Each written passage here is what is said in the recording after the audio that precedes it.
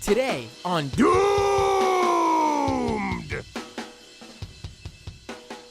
Undercover with the Far Right. On this episode of Doomed with Matt Binder, we will be doing just that. Well, not technically, like we're not going live right now as detectives and going into a far right event. We're not doing that live on air this time.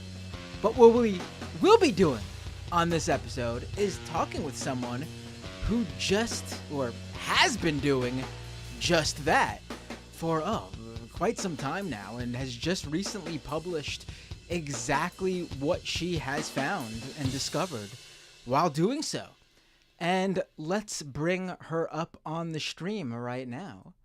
Hold on one second while I pull us up. And there she is. Joining me now is Amanda Moore, who just published a few articles with The Nation about, detailing her time going undercover with the new alt-right, as she calls it. Amanda, welcome to the show. Hey, thanks for having me. Now, like I said to you before we went live, you're one of those names I've had on a list of people I've been meaning to have on for some time now. And then I saw you publish your first piece in The Nation, and I was like, oh, well, time to do it. Gotta reach out. So I'm so happy you could join me tonight. And I guess we should start off by asking you, what exactly did you do? Now, when we say undercover work, infiltrating, far-right events, what did you do? Like, did you put on the detective cap and the overcoat and everything and pull out a magnifying glass? Of course not. But what does that entail? Well, I put on a Biden, not my president t-shirt and a fuck Joe Biden hat. So that is listed as a detective hat. It started off, I just went to the Stop the Steal rallies after Trump lost the election because I live in D.C. and they were here in D.C. And I thought I could, sell some of the audio to podcasts or maybe blog about it. But that meant that I was at January 6th. And after January 6th, I was like, well, maybe I'll go to CPAC and see what happens. And I went to CPAC, and some guy who used to describe himself as a blood and soil libertarian recruited me to help pull Matt Gaetz into their caucus they were forming. And it kind of just spiraled from there. So how many events did you end up going to? Did you keep count? Oh yeah, I have a spreadsheet.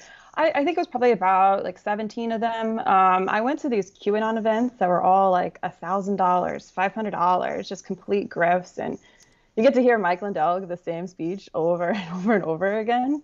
And then I also went to kind of mainstream Republican stuff because there would always be side events that would go on there. But yeah, I went to a ton of stuff. It was 11 months of it, so it was a while.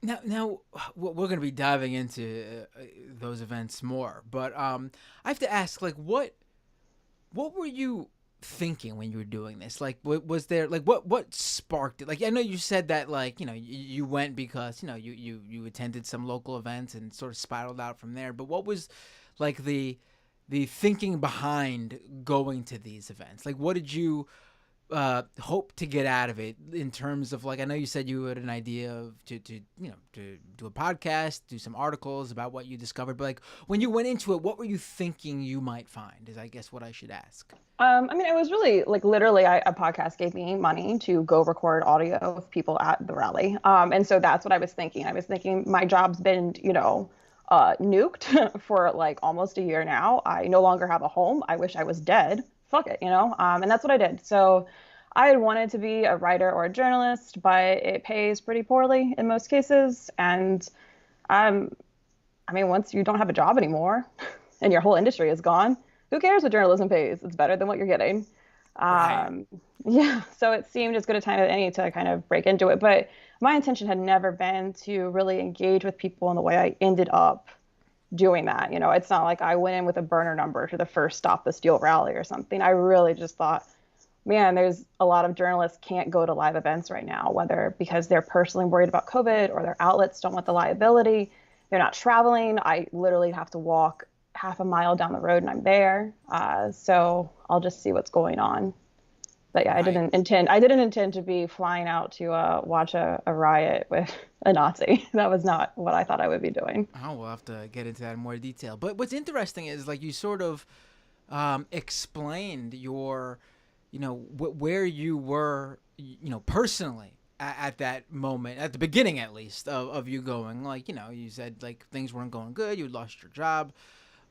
Interestingly enough, like that's actually a lot of times how a lot of specifically young white men end up falling into this, like that same exact outlook, and they don't go with the idea that they're going to pull the mask off of a bunch of these guys. They go thinking, oh, these people who are talking at these things or that I've seen online, they make sense and I want to go check it out, and that's how they get sucked in.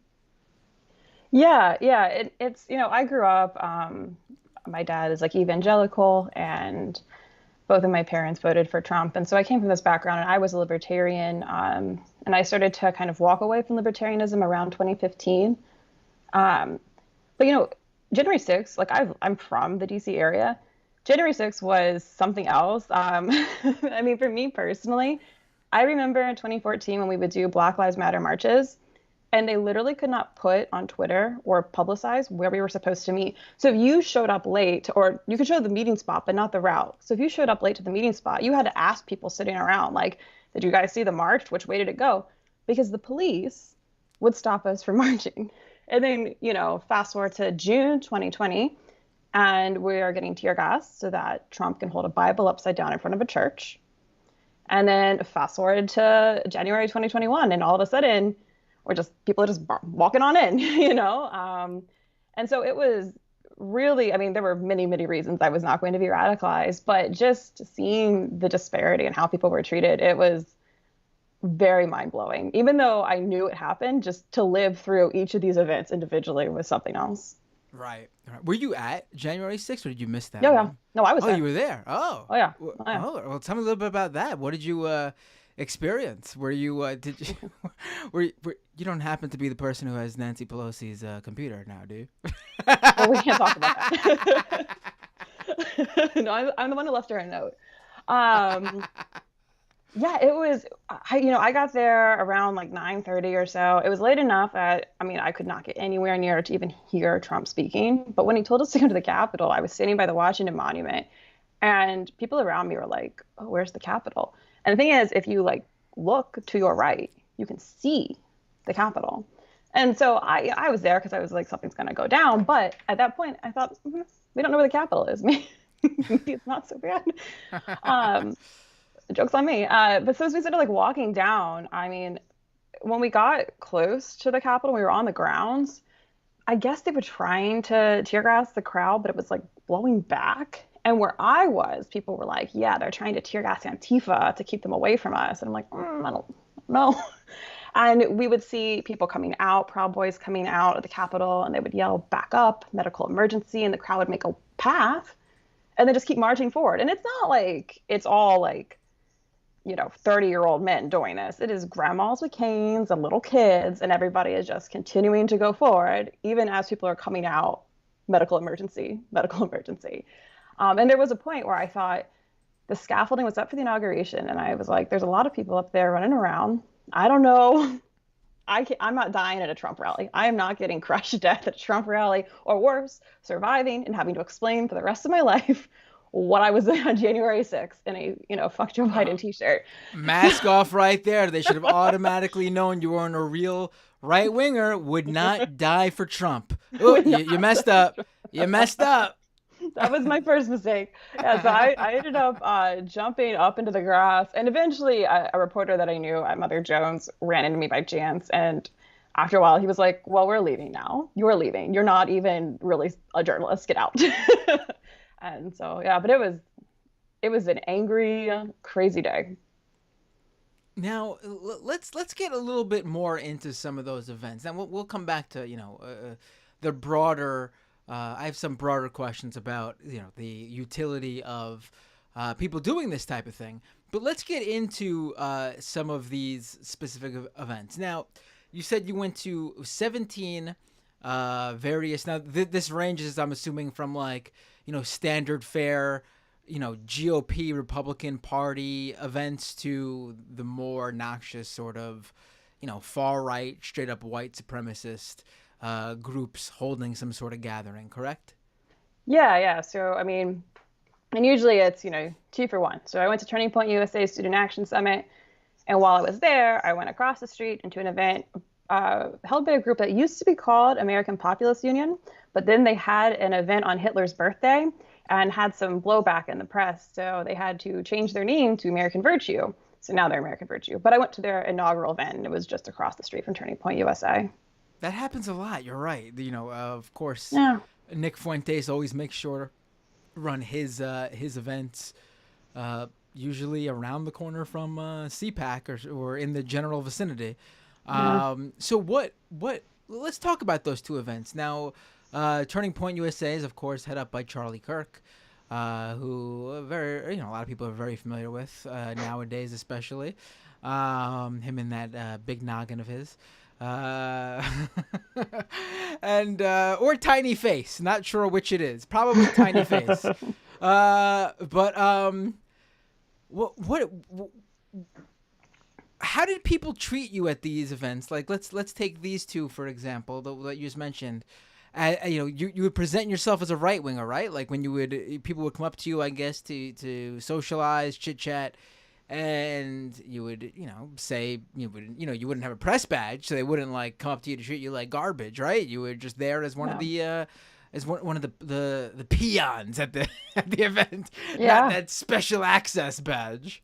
Yeah. And I quickly found, going to the actual speeches and stuff was a waste of my time. So even if I didn't plan to go to a single speech, I would still buy the credentials, even if it was incredibly expensive in some cases. Just because having those credentials and wearing them at the bar across the street, it opens the door for people to talk to you. And that was really like all you needed. Turning Point USA in particular, the Student Action Summit had a cocktail reception. And so I had a separate ticket for that. But, that's not a speech, right? Like people are going to be drinking and hanging out and being social. And that's really where you want to be if you're trying to find anything or anybody. If you're trying to network, legitimately network as a regular Republican, you would want to go to the cocktail reception. Right. I didn't even consider that just going around with the badge to venues and facilities not part of the actual event, because that's they're in town, they're going to be checking out what the locals are doing around the area, and that gets you like in that sort of. Did you meet anyone particularly interesting? Now, I know you mentioned some names in the nation, but I want to ask you who stands out to you in terms of like people who, saw you and said, oh, I'm going to talk with this person.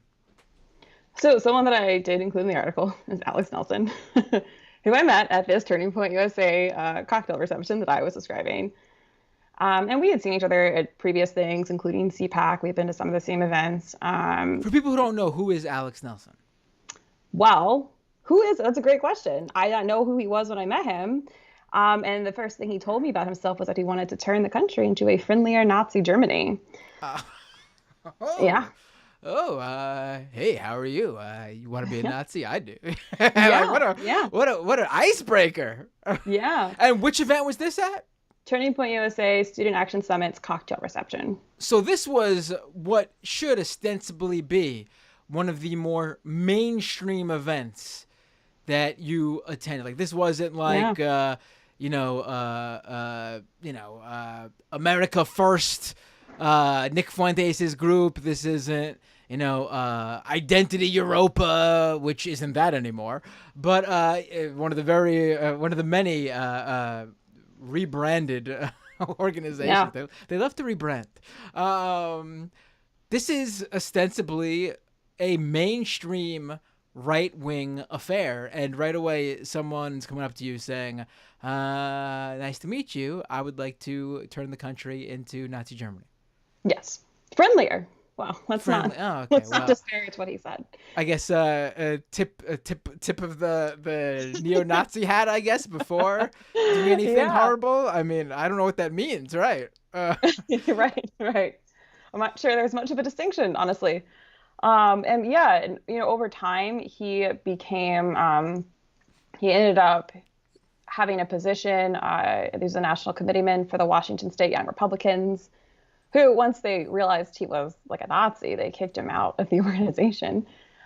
He worked for Joe Kent for a little while, but he was too racist even for Joe Kent, and they were like, "You got to go." So he's been making the rounds. I hear now he's trying to do stuff with Democrats, which is weird, but it makes sense to me because I think he is personally dedicated to Anglo rule over any political ideology in general. You know what I mean? I think he would be pretty happy as long as there were just maybe less brown people around in day-to-day life. Interesting. Yeah. And so, is this guy a somebody in any organization, or have you come across his name since then, or is he just like random attendee who just gave you this extremely memorable experience? Well, yeah, I mean, like I said, he was a national committeeman for Washington State Young Republicans, and everybody at the YRs remembers him. He also was in the Oregon YRs for a while. Then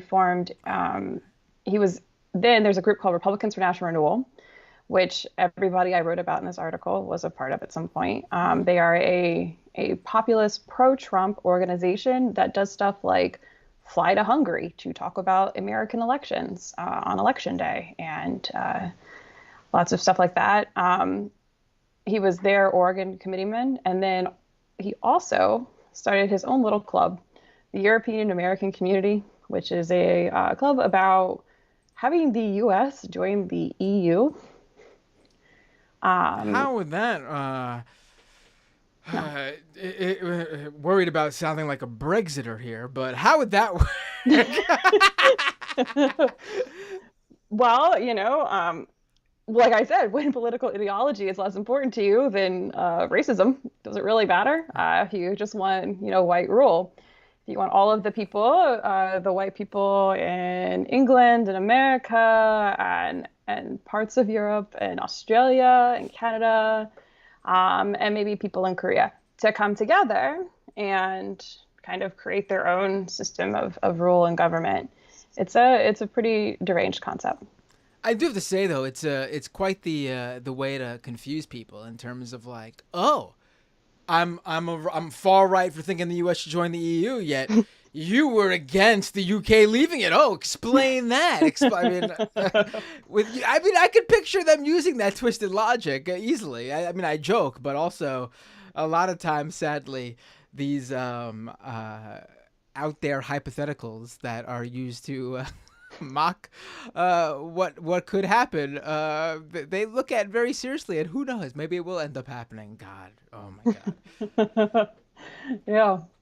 So were you ever, when you attended these events, were you ever worried that like what would happen if they found out like that wasn't who you weren't, who you were saying you were? Like you did, like in your article you said you presented yourself pretty much in a way that like, you yourself couldn't mess up. Like you used your real first name, a location that you have actual ties to in previously.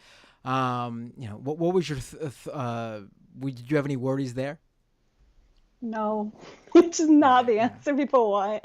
No, but it's, I totally Yeah. get, I was talking to you before we went live, and about how I've previously had Michael E. Hayden, a regular guest on this show, has been on many times over the years, of the Southern Poverty Law Center, and he and his colleague, who was also on this show a couple of times, Hannah Geis, also the Southern Poverty Law Center, they were on for an episode telling me about how they went to a New York City Young Republicans Club holiday show party last year.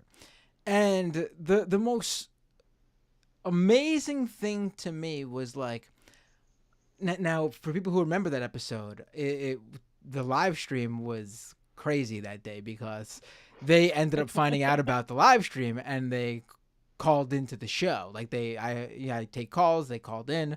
I was like, you know what? I made sure it was cool with the guests, and I said, it.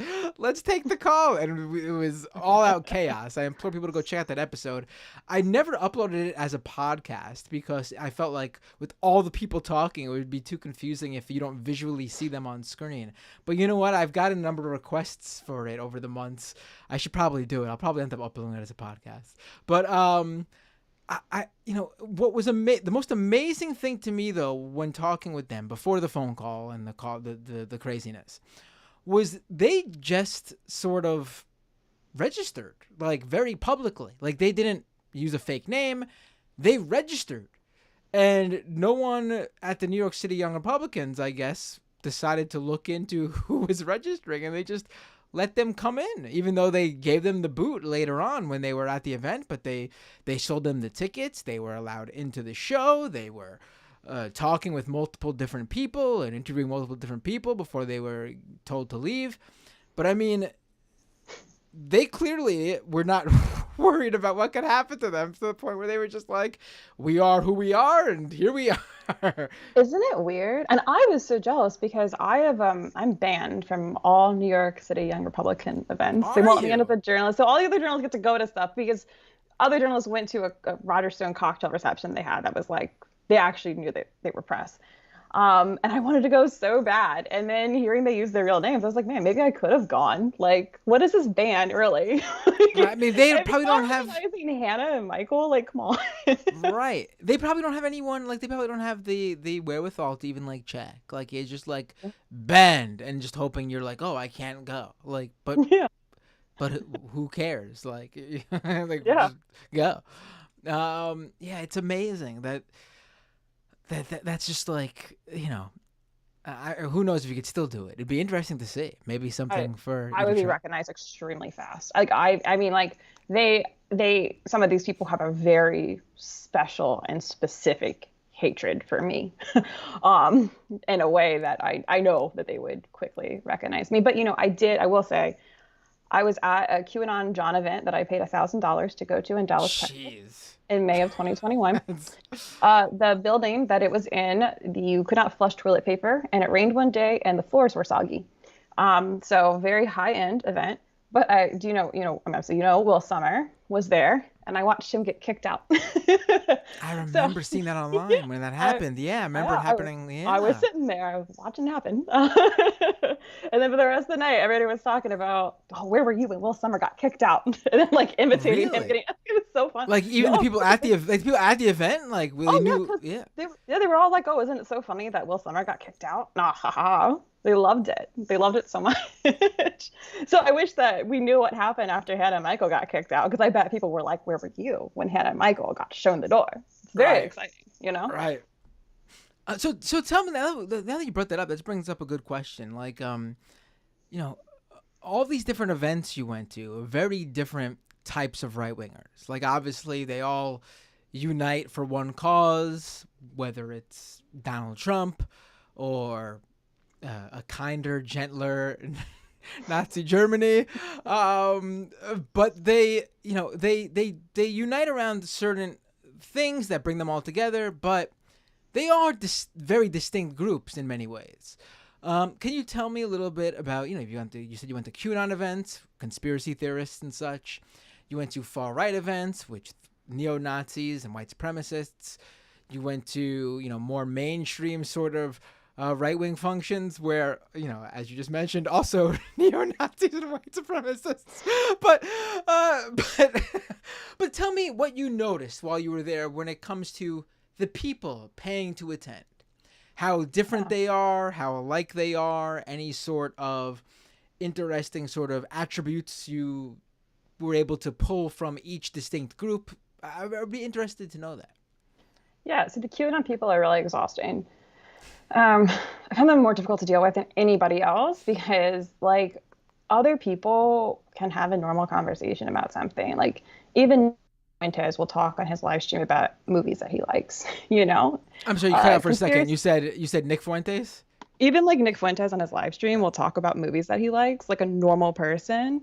But the conspiracy, like, people, they cannot do that. Every movie is a conspiracy. Every show is a conspiracy. Every music, everything that you could love or enjoy in life They have to tell you the conspiracy around it. And it was so tiring. On the other hand, if you went to a QAnon event and said, hey, do you guys think that Jews can ever really be Americans? They would be like, what is wrong with you? Please leave.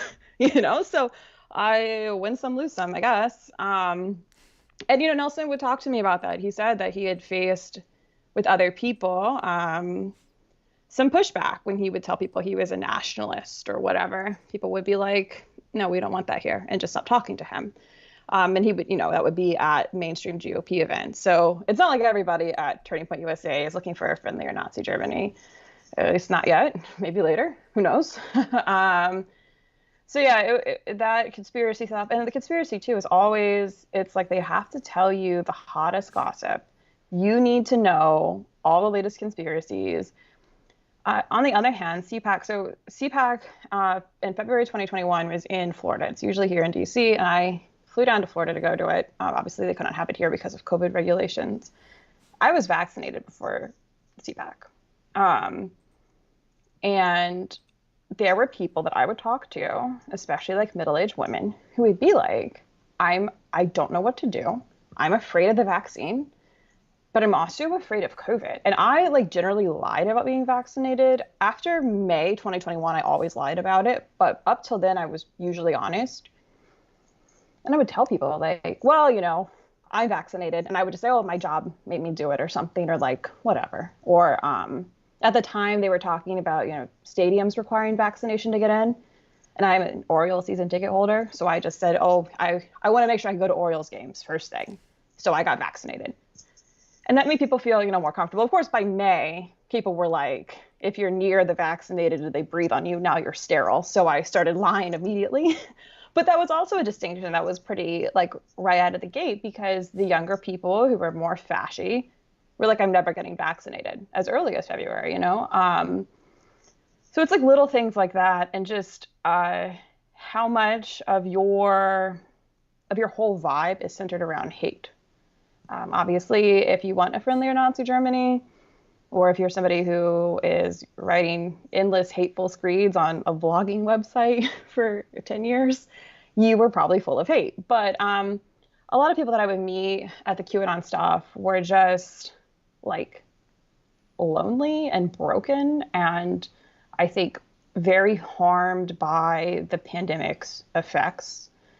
Of isolation and kind of feeling alone. And then some of that becomes self-inflicted too, because if you're completely, bucking all COVID rules to go to these Donald Trump protests or whatever, of course people don't want to hang out with you. You're just a vector of diseases. But yeah, they were always, QAnon people were more exhausting because they were so conspiracy brained, but I never felt the resentment towards them that I felt towards people who were openly Nazis. Right.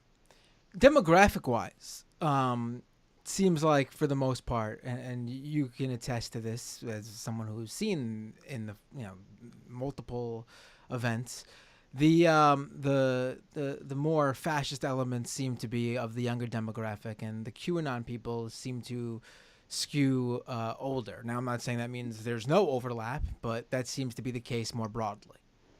Yeah, absolutely. A lot of the QAnon stuff, and a lot of the mainstream GOP stuff too, I would be pretty young. And I lied about my age. I cut a few years off my age because I wanted to make sure yes, I want to have a bunch of white babies. I'm younger than I am, and also my fiance just died, so I had this little Well, that was a whoa. I was saying I was 27, and I you're supposed to be married and have kids by then, so he had to die. Right, I had to kill him off. Yeah. Sorry, Mr. Moore.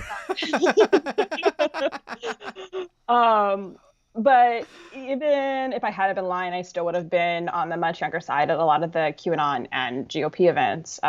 Whereas I was at the older side in some of the fascist stuff, usually by a couple of years.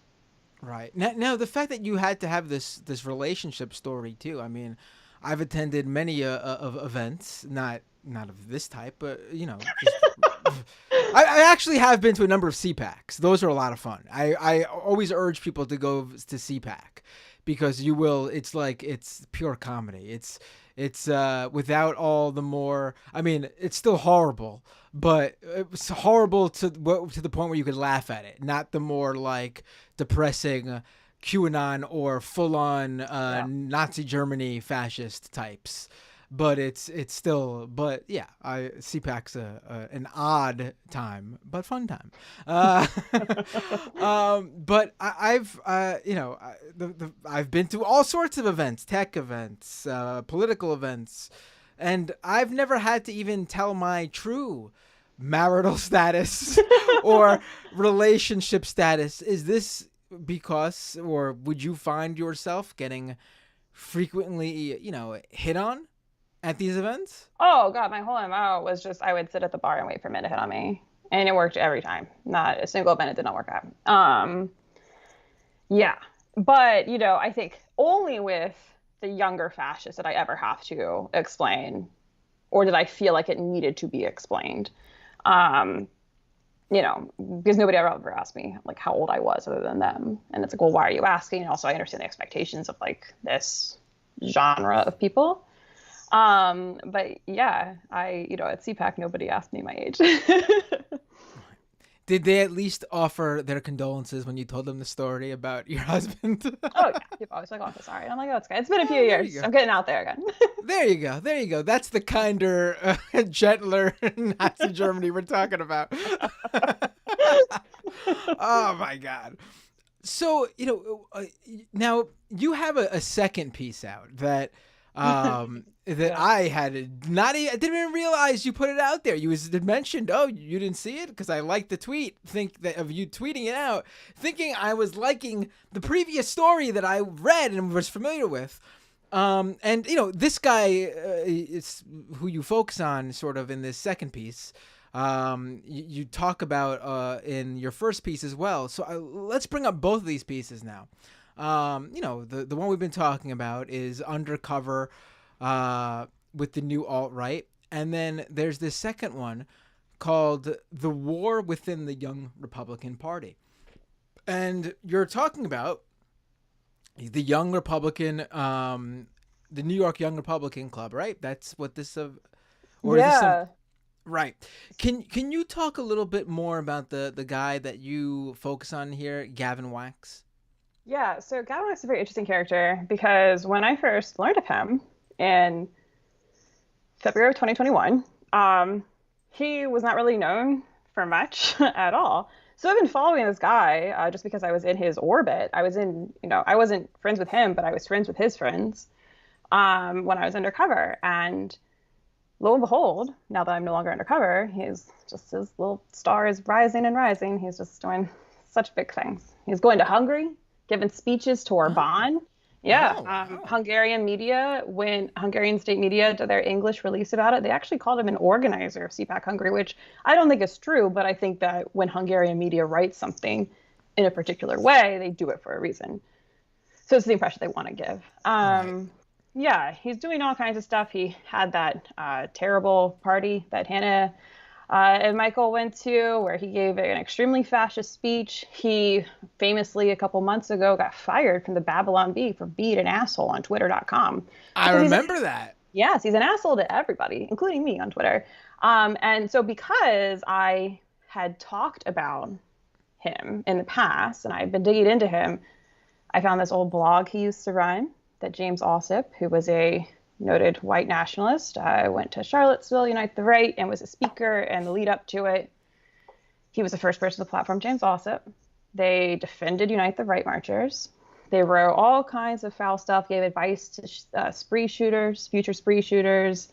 They compared male taxpayers to rape victims, but not in like, oh, it's kind of the same. It's like a detailed piece, very uncomfortable. And then after I published that piece, somebody that wrote for the outlet gave me their private group chats from 2014 to 2017. So I published some of the fun Zyklon B jokes that they had, some of the Richard Spencer parades that they had. So what I'm saying here is that Gavin has known who I am for a long time. This is not really my biggest fan. Um, and so I actually flew down to Dallas to go to the Young Republican National Convention the weekend that my piece in the Nation came out, and that was a coincidence. We did not plan it that way. My article was supposed to come out later, and it got bumped up. And I'd already planned to go to this convention. And so the second piece is about getting to see Gavin see me after he has read about himself in my Undercover article. He was not happy. I assume. Yeah. Wow. Yeah. That's very. Were you worried about go? Oh, yeah, you had mentioned before you aren't, but I guess you would know. So many people knew I was going. I mean, most young Republicans are either neutral toward me or at least a little positive. I would say the overwhelming majority are neutral. Some are positive, and then there's a handful that like really fucking hate me. And a lot of the people that feel positive toward me, or neutral, I told them that I was coming. And so it was not like a surprise to everybody. It was only a surprise, I think, really to Gavin and the New York City Club. But yeah, I saw him in the morning. We exchanged a very enthusiastic, sarcastic greeting. So good to see you. And then later, I didn't realize he had read the piece, and they, started yelling at me. And I did not really understand what was going on until finally, the vice president of the New York Young Republicans Club told people that were talking to me that I had just written, basically a hit piece about them in the Nation, and it had just come out today, and everybody should read it. And of course, people I was talking to knew about the piece because they don't like Nazis, and so they were okay with my presence, basically. Right. Yeah, it's interesting because like reading through your pieces and having followed you online and when you like shared things from attending these events, like you don't really go and do anything. Like it's not like you even go over and spark a conversation to get something out of someone. You just attend and let people create the experience for you, which is like, if you have a problem with someone just coming to do that, then you have a problem with literally every single person attending your event. Because the only difference is you're looking at it from a different perspective. Like you're looking at it critically, whereas someone attending the event for other reasons would probably think nothing of it. But it's the same experience. It's not like you're forcing something out of them, like to give them, like, it's not like, oh, you just tricked them into unveiling the big mystery behind their their event, or that they didn't want anyone to know about their secret hideout, or no, you just let people come to you and you take in the event. Yeah, and at the Young Republican Convention, I'm not a Young Republican. I was not on the floor when they were voting. I was sitting outside on a couch and I could hear everything, but I wasn't inside, the actual event. But Gavin was still pretty pissed. He was like, "This is Young Republicans. It's not Young Antifa." He was, all shaken up. He's like, "I can't wait for the arrest warrants because you illegally recorded me," and stuff like that. He just, really, really wasn't having a good time. Somebody that I was standing with was like, you're really emotional right now, and she's just very normal, and you're losing a lot of credibility. The way that you are kind of freaking out, because he was multiple times. But yeah, it's just, I wasn't, in his mind, I shouldn't have been even in the hotel that was hosting the event because I was Young Antifa, not Young Republican. Young Antifa, great rap name. Someone should run with that. They could do a video in a Walmart to go along with the Target video. We could have competing, There you go. Now, is there something that you took away from this, like, that surprised you? Like, what was the most, like you said, like, there was nothing that, like, you were trying, like, you didn't go at, like, targeting certain people to get some specific piece of information that you knew was out there. And you're also politically active, so what the ideologies are and what a lot of these different, and you, first of all, the differences between these groups, which a lot of people actually outside of this political bubble we're in don't really see or get, but that, and then what these people stand for and what they believe. But was there anything that surprised you that you took away from going to these events? how quick people were to trust me, I think surprised me, because I was not getting a lot of information about these guys. Like Nelson only gave me his name, Nelson. And then when I went to Portland we were gonna have a little picnic and watch the Proud Boys have a riot, like a civil war, they used to do at the Battle of Bull Run. And he happened to, by chance, tell me, some guy walked past us and he goes, "Oh, I went to high school with him, and we had the IB program, and it was here in Portland," or he was in the Portland area. It wasn't in Portland. And that was all it took. I was able to find like his grandmother's obituary or something. So I was able to figure out the high school from that information. But like, that's just a little, like, I still had to do all this work to find him, right? These guys had my real first name. They had my mother's maiden name for my last name. And they had a city I actually used to live in. And they could have found me. Like, it would have been possible to find me. And nobody did any searching whatsoever. Like, pretty wild. I kept thinking that somebody would Google me, and nobody ever did.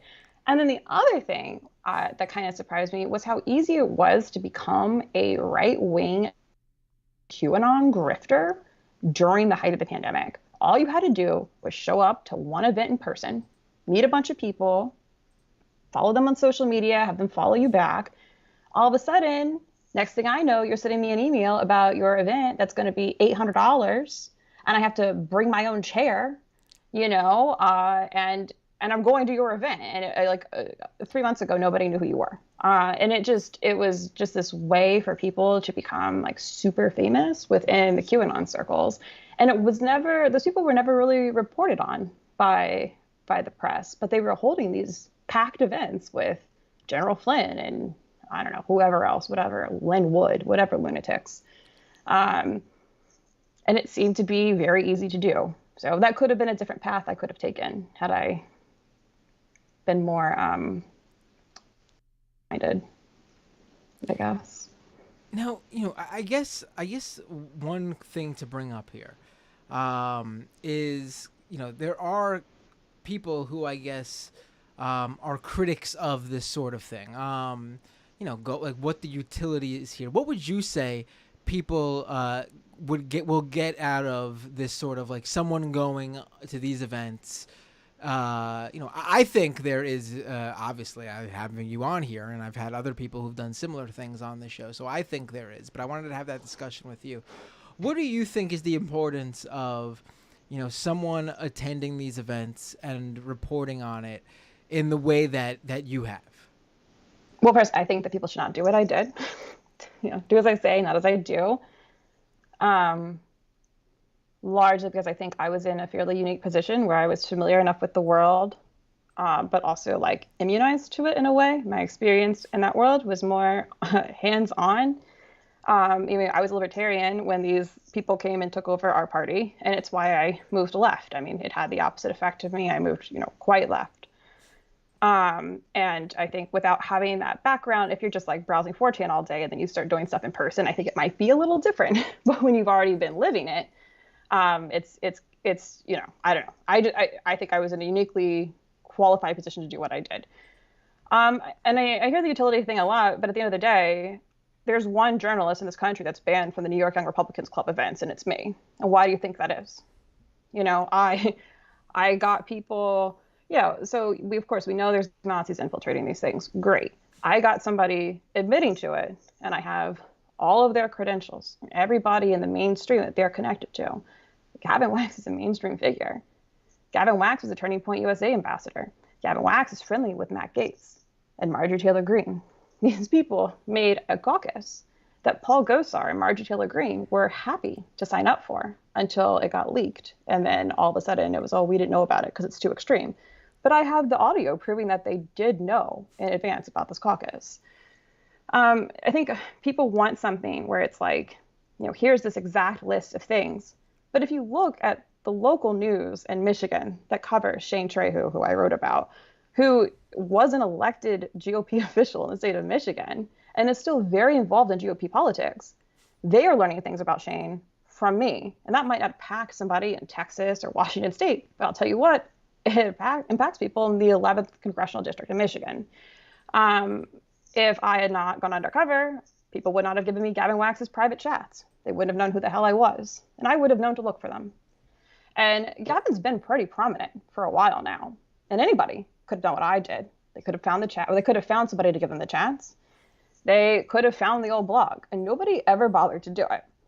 And part of that is because I had the advantage of meeting people when they were on the cusp of becoming prominent, and they weren't yet. And so, I have like a lot of background information on these people. In terms of QAnon, a lot of the stuff that I went to was not televised. It was not streamed. Some of it was, some of it wasn't. And the whole time I was doing it, I was sitting, the speeches and shit to researchers. This is what's going on. This is how the demographic is changing. This is what they are saying that's different. And in the moment, it's the kind of stuff that like doesn't impact most people day to day. But the researchers who were getting it were extremely happy to have it. So yeah, I don't know.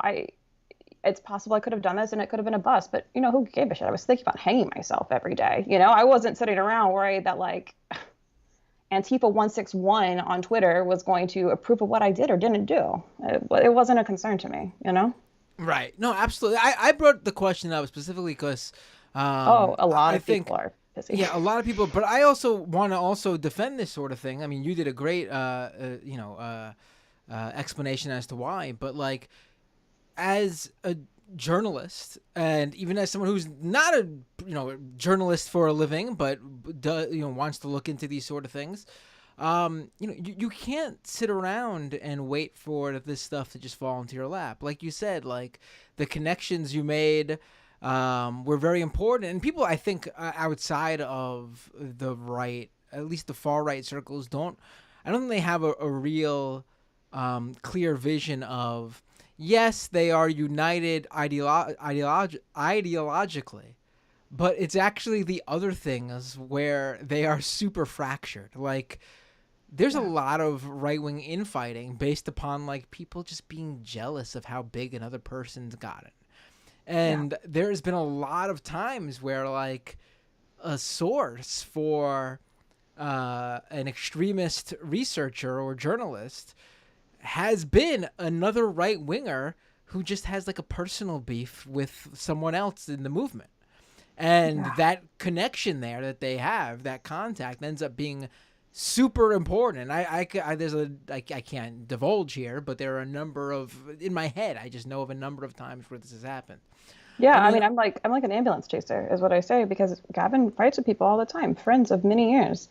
And as soon as it happens, there I am on Twitter. Hi. We probably don't have much in common politically, but we do have a common interest in Gavin Wax. It's down to the point that people are like, yeah, I knew you were going to message me.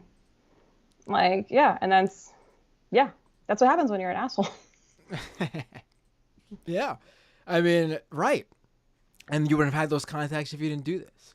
Yeah. Now I know we're running out of time here. We've been talking for a while. I could ask you so much more, but there was something that actually is stuck with me. You said you were a former libertarian.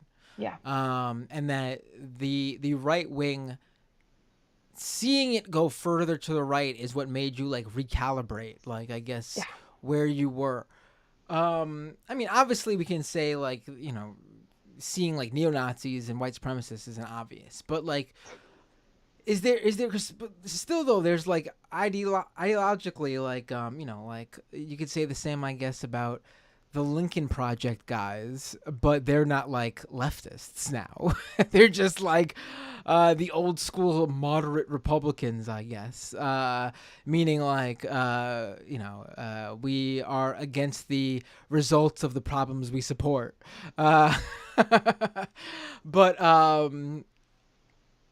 what was it that made you left wing? Like one thing, like it seemed like this made you question libertarianism where you were, but it seems like to me there'd have to be another step that brings you out of that to the other direction. Yeah. So, I mean, I was always like what's considered kind of a bleeding heart libertarian, where it's like schools are good and roads are good. Maybe giving the police military grade equipment, not so good. Also, maybe police should be held to a higher standard when they kill somebody who is unarmed than a regular civilian, because police are actually trained and funded by the state. And so when Freddie Gray. Well, first when Michael Brown was murdered and Ferguson, the BLM marches that started in DC, I was active in those, and my fellow libertarians, many of them were like, this is bullshit. And I'm like, isn't our whole thing that we hate the cops? Like, what are we doing?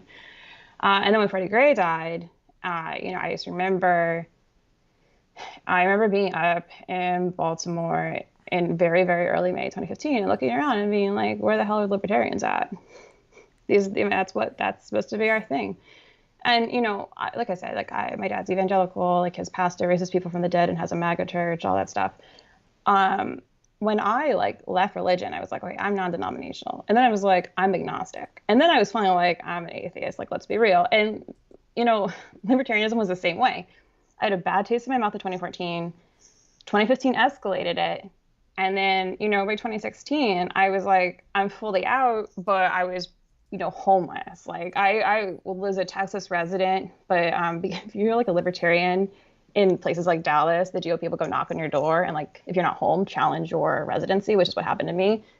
So I had a provisional ballot and I knew my vote wouldn't count. So I just was like, I hate everybody on this ballot. I hate Bernie Sanders. What am I going to do? And I wrote in Beyonce. Cause it doesn't matter anyway, they're never going to open it.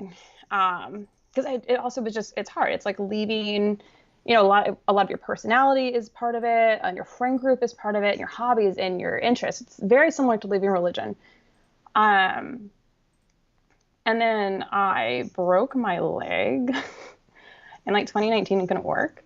And I had to figure something out because I was an independent contractor and I worked car shows and stuff for a living. And obviously you cannot do that with a broken leg. You can't even do it a little bit after a broken leg because I'd have surgery. And I think that whole experience, Trump really pushed me left because the Libertarian Party, everyone I knew, a lot of them became Trump supporters, So between 2016 to the time I broke my leg, I had already moved quite left. And then I think breaking my leg really pushed me further left. So coming into the pandemic and into my decision to do all this stuff, I already had all these experiences that kind of accumulated. It just took a while to get there. I mean, most people don't grow up with a dad who thinks his pastor raises people from the dead and, knocked on doors for George Wallace into becoming some ideal model leftist. It's just not what happens. So yeah, it was just life experience and watching people that I had used to respect and consider my friend become or finally express what terrible bigots they actually were, and just wanting nothing to do with anything like that. Right. Thanks for sharing that. But I gotta say, right off the bat, when you said that, you were school's good, road's good, I automatically questioned your libertarian bona fides right there. Oh my God. You would have positively been you're a libertarian, a cucktarian. Yeah, I'd be like, liar, you were not a libertarian. If you threw in you respected age of consent laws, then I knew you would be lying. It'd be 100%. Amanda, thank you so much for joining me. You got to come back on. This was great.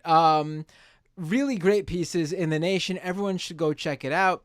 I have highlighted at the bottom here something I was bringing up before. The first piece is called Undercover with the New Alt-Right. And the latest piece, also in The Nation, The War Within the Young Republican Party. Amanda Moore, thank you so much for joining me. Great to see that, when your singing career was over, you found found a new path. A new path, yeah, nothing new to do, a new name too. You're going by your full first name for the first time.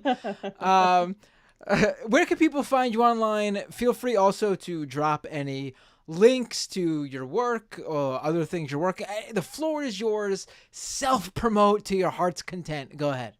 Well, I made it really easy. I'm No Turtle Soup 17 on every possible platform, whether it is Substack, Twitter, Facebook, Instagram, Tumblr, Mastodon, Blue Sky, whatever we're using. I've parked my name there. You can find me there. And yeah, I guess I'll probably have more stuff out in the near future about Republicans for National Renewal and the New York Young Republicans Club. It seems to be my beat now. There we go. You got no choice. No choice. The New York Young Republicans Club found you. You didn't find it. Have a great night, Amanda. Absolutely a pleasure to have you on. Thank you. All right, folks. Let's go to the second half of the show. Let's do that. But first, I got to do some, let's do some shout outs here. To support this show, go to patreon.com. Patreon.com/Matt Binder. It is the best way to support my work and what I do on this show. Really, all the shows I have: Doomed, Scam Economy, my appearances on the Majority Report, doing the Leftist Mafia every week. More content in the works, and can't do it without your support there either. Just wanted to thank all the people who became patrons over the last week. Not many. Patreon's been sort of slow lately. People, I guess, preferring to do Twitch and YouTube, but the Patreon is super important. So if you like doing that one, patreon.com/Matt Binder. And thank you to Hillary M. and Matthew F. for joining the Patreon page and becoming patrons in the past week. Patreon.com/Matt Binder.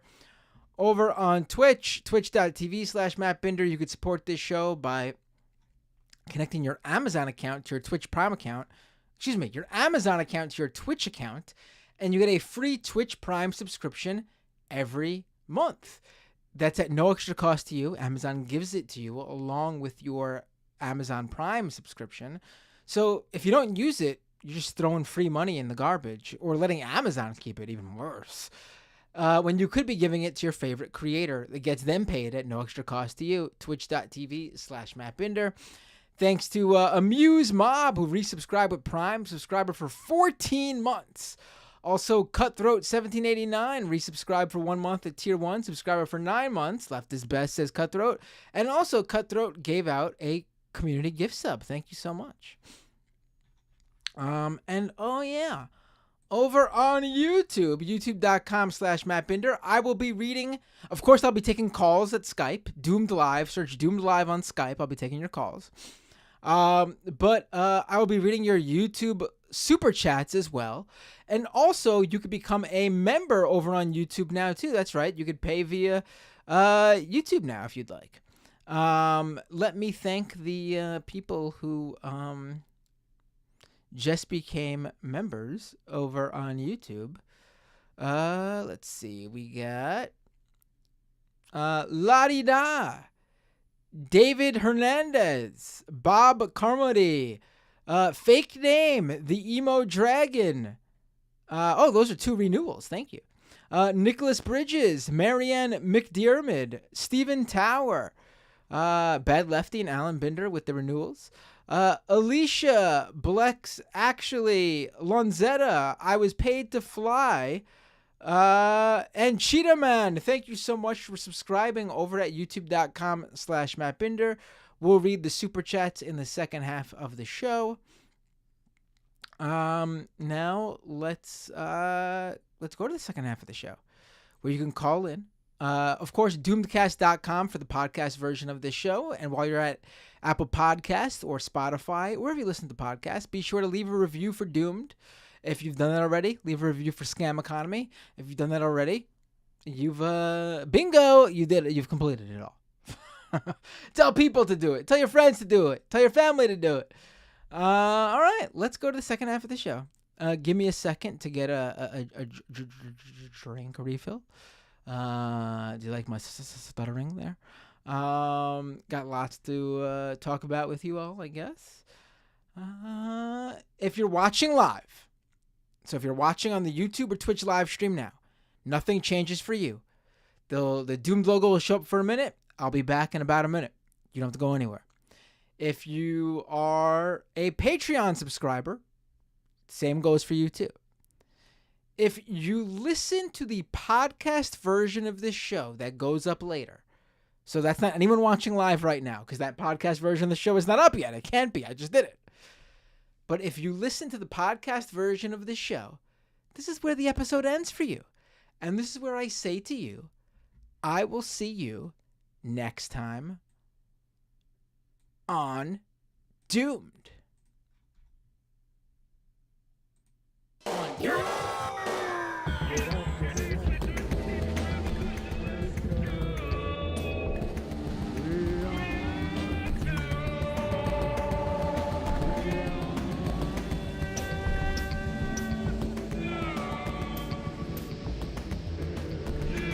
Ecological collapse, corporate fascism, corporate journalism,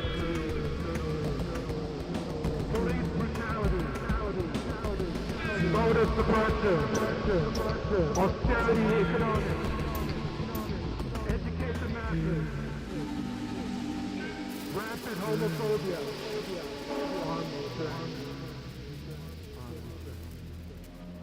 We got our first caller. Hey, what's your name? Where you calling from? What's up, Matt?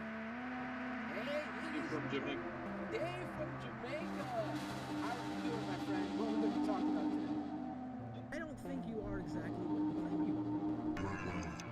I would say you're a conservative. What makes you a liberal? I'm pro-Green New Deal. Are you? Yes, really? Absolutely. Really? No, I have watched the show. I've seen you completely come out and get really mad at Alexandria Ocasio-Cortez for some of the things in the Green New Deal. You mean like free college for black people?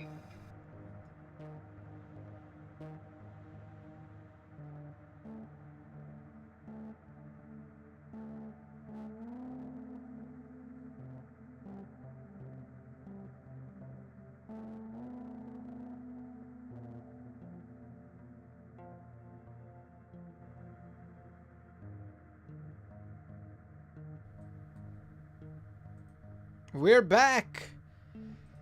This is the second half of the Doomed live stream, the members only half.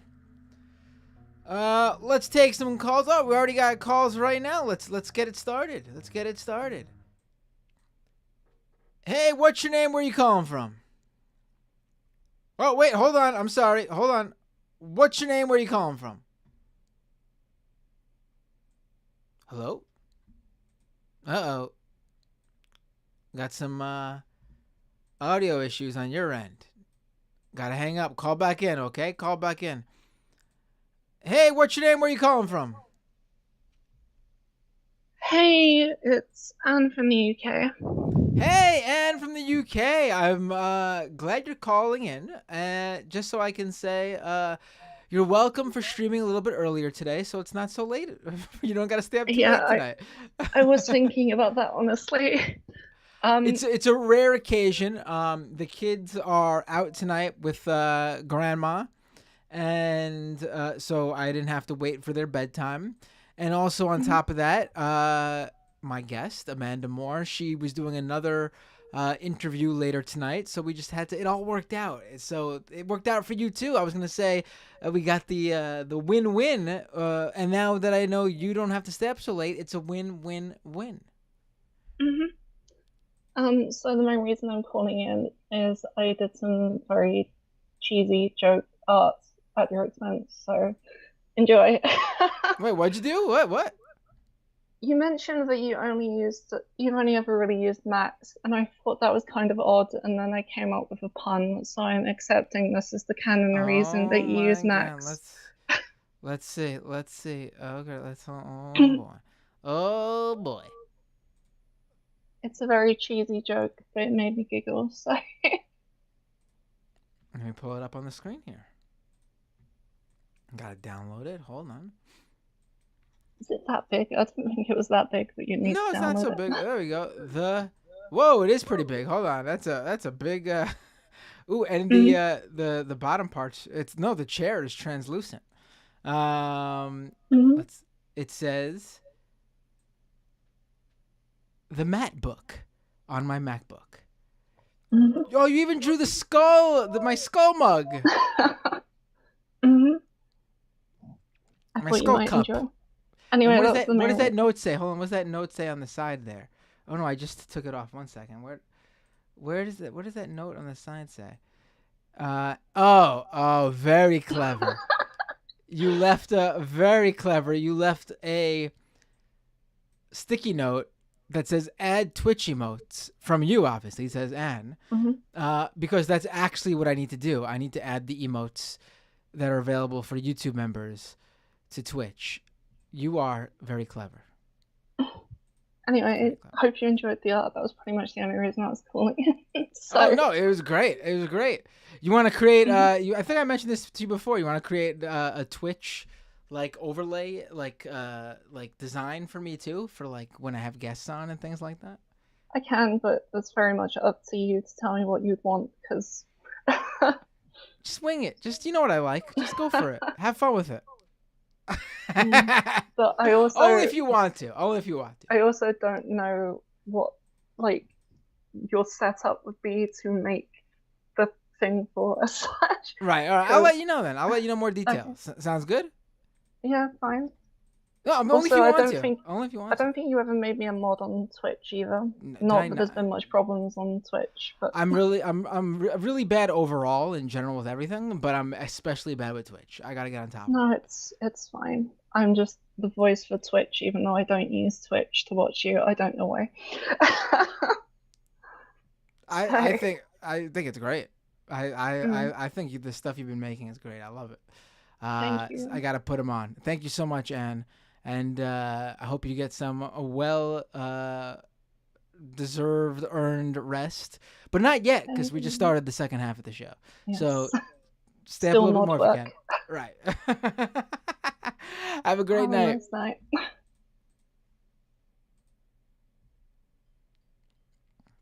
All right, let's take this call. Hey, what's your name? Where are you calling from? Hello, is this Matt Binder? This is Matt Binder. Who's this? Oh, Matt, hello. You're just the man I wanted to speak to. This is America's Mayor, Rudy Giuliani.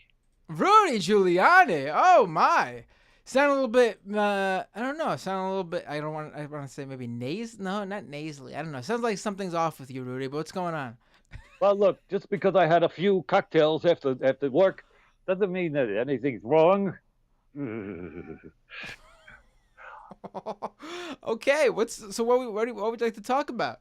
Well, first of all, I was wondering if you could somehow find your way to donate to my legal defense campaign. Absolutely not. I will not be giving you a dime, my friend. Oh, but I'm America's mayor. Imagine the things that I did for you and for all the citizens of New York. You didn't do shit for me, buddy. Let's get that straight. Hold on, Roger Stone must be around here somewhere. Hold on, let me see. No, hang on. Where's my drink? Sorry. Hello. Sorry. I wanted to let you know that we have all the evidence. We have all the evidence, and it's all here, right? Evidence for what? Evidence to show that the whole United States is based on a lie. Really? The truth is That's a new one now, Rudy. Our team has gone back to the George Washington administration. And we have looked and we have found many things that are very, very, very interesting and will require lots and lots of information and investigations and hopefully impeaching Joe Biden. That's what we're working on. You get on that, Rudy. Do you think this whole new endeavor is going to help your current legal problems, though? Well, of course it will. Once I help Mr. Trump, it means that everything will be wonderful. All my wildest dreams will come true. Is that true? Exactly what Mr. Trump said when he was running the first time, when the election was rigged, and he still won against all odds. Oh, all the networks suddenly have say over what's going on. I've got to get back to my socializing with Steve Bannon and Sidney Powell. We're coming up with brand new legal theories, novel legal theories. Can you? I would be interested in you sharing some, if you don't mind. Can you share some of these? Well, for example, one of them is that UFOs have actually taken over the brains of the top chief staff in the Pentagon. Now we're not Really? We're not allowed to see anything in the Pentagon. They won't let us. They won't let us see anything, and that's what we're doing. So we're Who's looking at we though? Who are they not letting see? Like you? Like why would you be privy to what's there? all of us. All of us. The truth isn't the truth. The truth It's isn't the not. truth, and that's what's happening though.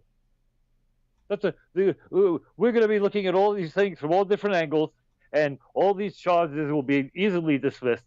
Look, I'm a lawyer. I know. I'm America's mayor.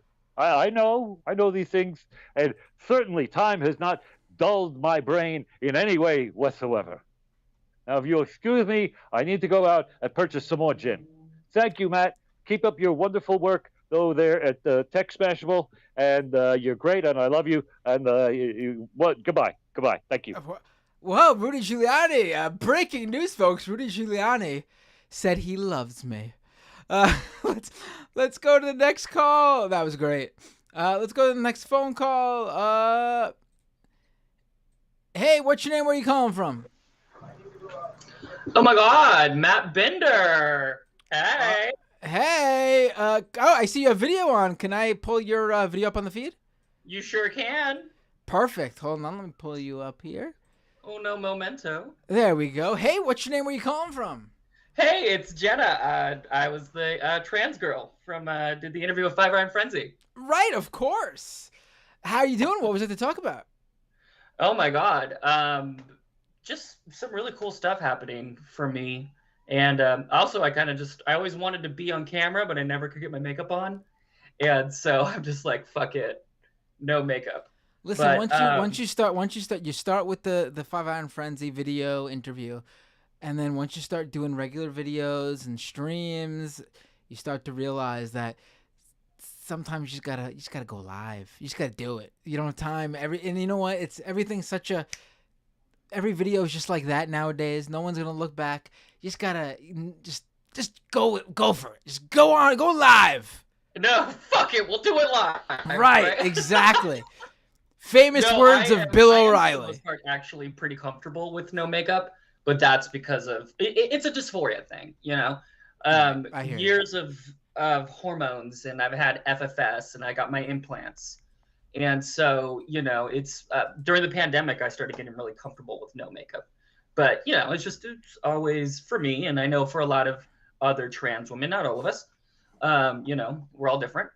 But for me, it was always a big, big thing. I hated looking masculine. But anyway, I've just been, I'm like almost near the end of my bottom surgery, or I'm actually being able to schedule my bottom surgery here, which is fucking insane. And I've been exhausted. I've been so fucking exhausted. But I've also been doing some really cool things. I've been very slowly moving my way up here. I live in Fremont. I don't think you probably know where that is. It is a... I'm actually, I mean, it sounds familiar. When it comes to the West Coast, I am completely like, I've not been to the West Coast very often. So I mean, I don't blame you. I'm sure there's parts of New York I have no idea. It's in the I would like to go more. I just never gotten around to it. I would love to go to New York. I went when I was 17. My choir sang at Carnegie Hall, so that was really fucking cool. Oh wow, that's cool. Yeah. But you know, now I want to go back now that I can drink, and but Fremont is a city out here in the San Francisco Bay Area, and it's a boring little city, and I've lived here my whole life, and I love it. And I've always wanted to find my way into politics. And just recently, I started. I hosted a town hall for my state assembly member, so that was really fucking cool. That is cool. I'm still trying to find different people that I can interview. I had a couple opportunities, and they just, one reason or another, they fell through. One was this pastor from Oklahoma. He's pretty progressive, and he said he was down, and then something just happened. So we'll see. I mean, I think it's great that you're doing that. Yeah, people cancel. It sucks. I can tell you from experience too. Yes. We've been doing it forever. Yeah, it's but I feel that your pain when there's a cancellation. I don't know how far along things were when they was canceled, but I mean, it's like you're you know, scrounging around to find out how you can save it if at all possible. For this to be an episode, for you an event, but yeah, it sucks. But you know, it comes with the territory. Yeah, it is. It does suck because I also kind of want to do something similar to you guys. I was really, I couldn't believe that Leonore from Five Iron Frenzy actually said that she wanted. You know, to I just want to bring that up that you said that. Like, I don't think people get that. Like, people like to talk. People like to talk about the things that they do. So like, when you think like, oh, I want to interview this person, but will they just do it? Just ask. Even like most people will be nice about it, even if they don't want to do it or can't do it, and they'll just be like, "Oh, that sounds great, but I just can't do it." That's it. It's the worst thing that could happen. That's exactly what I told myself because it was right at the beginning. It was around the middle of March, and I was low key depressed, obviously, from all of the anti-trans legislation that had it just felt like someone had turned on the water hose and just put it on full blast, right? And it was just one bill after another, and it was just, then it was Michael Knowles saying that horrific shit about eradicating transgender people from society. And I felt like many trans people, just like, is this it? Is this how we go out? Like it was really, I was in a dark place. And I don't know for sure how much you watched, but I talked in the beginning how we met and why I reached out to her. And because I was desperate. And I am the type that, like, I grew up super fucking homeschooled, fundamentalist Christian, conservative, yada, yada, yada. And so I know how to talk to these people. And she's a Christian nationalist against Christian. She's a Christian against Christian nationalism. Let's make that clear. And so I knew that she was probably going to be cool with it, but you never know, right? And so she said, yeah, and it was really really awesome. And not too long after that, I became the LGBTQ plus representative for the city of Fremont during Pride Month. That's awesome. Yeah. Uh-oh. You just froze. Might have to call back. You froze. Oh wait, there you are. You're back. Am I unfrozen now? You're unfrozen. Yeah, that was something new. Actually, I've never heard the Skype unfreezing sound. Usually, there's like when the connection is getting lost, it goes like bloop, bloop, and usually I gotta hang up and the person's gotta call back in. But all of a sudden, it went bloop for the first time. Why? What happened? Because Skype knows that I'm awesome. There you go. Skype reconnected automatically and made a new sound. So yeah, I had some momentum going, and now it's kind of like I'm stalling. I'm trying to figure out what my next move is, but at the same time, I'm so fucking exhausted from prepping for my bottom surgery that it's been kind of nice actually, because it was getting pretty hectic there for a while. Because I also volunteer with this nonprofit that helps the unhoused in Fremont. And so I'm just trying to find, it's crazy, like you don't really think about the end of your transition when you start, because there's so much to think about, so much to do, so many things you don't even think you're going to be able to do. And now I'm like, for the first time in my life, thinking about post-transition. And it's really fucking insane, but amazing. So I'm kind of just figuring out where I'm going to go after, and I'm hoping that I've built up enough momentum, because I've always I was a theater kid. I was choir. I was in broadcasting. I did radio for 6 years.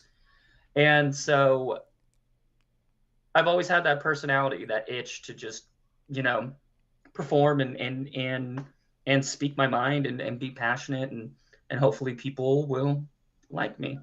So, Well, you're doing a good job already from what you've described. So thank you. There you go. I appreciate you calling in. as always. Great to hear from you. Great to have you on camera finally too. I know. And Yeah. congratulations and good luck on your your upcoming surgery. When is that coming up? See, that's the bitch about it. Is like I don't know if you know the process. Electrolysis. I have to do electrolysis on my genitals, my pubic hair, and so because if you don't, it's like a hairy cave, right? So it's not good, and so you just have to make sure everything is clear down there, and you have to wait for potential regrowth, and so long story short, it's an indefinitive amount of time. And you're just getting zapped with electricity. At one point, I was doing it twice a week, 2 hours a day. So it's rough. It's brutal. I'm back down to 1 day. We're kind of in wait and see mode now. So I'm hoping if everything stays on track, it'll be end of the year probably. All right. Well, I wish you the best, and I hope Thank we you hear. very much. Hope we will definitely hear from you before that too, to talk about whatever else is going on in the world. So, well, especially when I get my date, I'll call in and let you know. There we go. Yeah.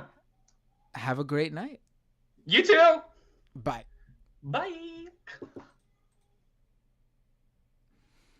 All right, let's go to the next call. Let's see. Oh, we got one of those moments where everyone hangs up at once. Now everyone's calling back in at once.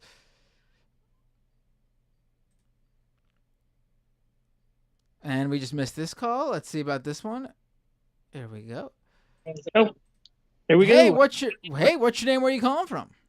It's Charlie from Washington. How you doing, bud? Hey, Charlie, I'm doing good. How are you? Oh, your video feed is up. Yeah, Can yeah, I pull you up? yeah. Cool. What's up? What do you like to talk about? I saw Oliver Anthony kind of like make some clarifying comments on his fudge rounds, and I kind of well, no, well, before I forget, I also want to point out that in California, there's a conservative group that's trying to push some legislation or some kind of prop or something to they want to do the thing where the teachers have to out trans kids. They want to ban specifically trans girls from girls sports. No mention of trans guys, by the way. And they want to do the thing banning gender affirming care for minors down there. And I guess they're a group that a couple of years back when same-sex marriage was legal, they got stuff rolling to kind of throw that under the bus, and were successful at it for a couple of years till it was ruled unconstitutional and thrown out. So just a casual reminder that even if you're in a blue state, you know, California is one of the ones that did the sanctuary state thing like first. I think they were actually the first. And they're doing it down there. So, you know, stay on your toes, vote local guys, you know, keep fighting. But the Oliver Anthony thing, the whole time I was listening to him talking about it, like with the whole, like trying to clarify the fudge rounds, he kind of went into the whole, like the government isn't helping people, it's making them dependent, it doesn't work, you know. And he the way he talked about it, I've talked to people like that. I think he's just massively uninformed politically.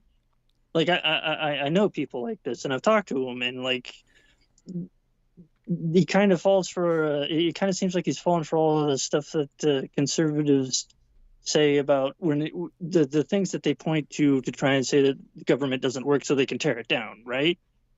Like as an example, I was talking to my mom about something similar to this, and she mentioned a story where she went to go get food stamps because we were kind of food insecure at the time, and my dad was just making like a couple of bucks over what the limit for that was. And the lady who was like doing the paperwork for her looked her dead in the eye and said, "Well, you didn't get it, but if you were black, you would have." And to be clear though, my mom doesn't believe that, and I told her, like, this is the point of means testing, is so that, you know, people who need the food can't get the food, and the Republicans say, oh well, the Democrats, they just care more about black people than helping real people, working people, lazy, you know, they want to help all these lazy people and stuff. And like I kind of suggest you watch his clarification on it, because like it kind of goes along with my theory. Like, I don't think he's as right wing as most people. When you talk to them, if they say they're conservative and they're not really politically engaged, it's because they don't really know how far to the left they actually are. Like, if you go point by point by point, like they tend to land a lot further left than they think they do. So, it was just kind of like I said, I've run into people like that where they fall for the whole, these programs don't work, they only make you dependent. One of the things I think he was talking about was the junk food that you buy with them. Like, people like that, they don't get that you only get like $120 for a full month's worth of food. And in order to make that stretch, you have to get the cheapest food, and the cheapest food is junk food. Like, it's not their fault. They don't want to be buying all of that stuff. They'd rather be buying the healthy stuff, but they don't give you enough money for that. Like, I could barely make like $100 a week work for food, and I'm only getting a couple meals a day and like making sure I got lunches and stuff for work. So, it's just kind of eye-opening to me. So. No, absolutely. But, I mean, great. First of all, great, call here. Second of all, yeah, I haven't really paid much attention to the guy, Oliver Anthony. I'm familiar with the whole thing though. It seems plausible that he's just an uninformed guy. I have seen some people try to like make out that he's like, oh, he was just a normie guy, but he's a leftist. He just didn't know how to. No, that's not it. You didn't say that, but that's not it either. Yeah, I can believe he's just like but he certainly is falling for right wing talking points, because that's what's been meant. Like, that's what he was doing in his songs. His lyrics were punching down at poor people and people on welfare. I mean, that's I'll believe that he's what were you gonna say? I was gonna say it seems like he doesn't really believe that he's punching down at poor people, but he has the talking points that's been fed. That kind of. I really would recommend people go like watch his clarification thing, because whether or not you agree with the guy, like, that's a pretty average perspective, and it's worth kind of going over just to see where they're coming from, so that maybe you can help work them out of it. Because a lot of those people, I've talked to those people before, and I've been able to work them out of it by pointing shit out that doesn't get pointed out to them, that they don't get out and see, because they're working to death or what have you. It'll be interesting to see if pointing it out to a guy who is making his bread and butter right now, appealing to the people who like what he has to say about it in his songs. It'll be interesting to see if pointing it out will mean that much to him specifically. I think his listen, it might have been accidental in terms of, I don't think it was. It would seem like it was. I mean, but my question is, like, if he's just this normal guy who just doesn't understand politics and just hit it big, how did he have these connections to that digital marketing guy who got him all big, who was a right winger, like a prominent right winger at that? It seems, to me, it's suspect. To me, it seems very suspect. Say that it's suspect, but at the same time, I think they really just did stumble on this guy, and they heard the Richmond, north of Richmond, and the bit about the fudge rounds, and like, hey, yeah, he's our guy, and like, because he was talking about in this particular video, like, I wrote this song about the people on that stage talking about the Republican debate. And he's like, oh, I saw that. Listen, I can see a right winger being pissed that his he's being used by other Republicans too. Doesn't necessarily not make him right wing though. There's plenty of right wingers who absolutely hate Republicans. Yeah, but I don't know that I'd say right winger so much as maybe uninformed center right. You know what I mean? I saw someone describe him as like a third way centrist, which is really funny. Because it'd be accurate, I guess, but it's very funny that like I didn't think that existed outside of like people who knew exactly what they were. Like, I didn't think people could be accidental third way centrists. I'll put it to you this way: he seems like that kind of coworker, the guy you work with, who says he's conservative, but like if you actually talk to him about what his problems are, he's not as far leaning to the right as you know. Like I said, check out what he said on his video, guys in the audience. I could be entirely wrong, but I've encountered that opinion before, and they're usually not as conservative as they think they are. So I'll have to check it out. I mean, I'll certainly. I'm not gonna say I'm gonna give him the benefit of the doubt, but I think it's certainly possible that he did not know what he was talking about. Maybe like working class center right ish. I would say he probably represents.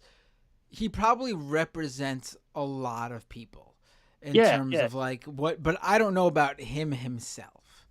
I guess. Well, I mean, we only know what he puts out, obviously. Like, and what he's put out has told us a lot, But it's just some food or perhaps fudge rounds for thought.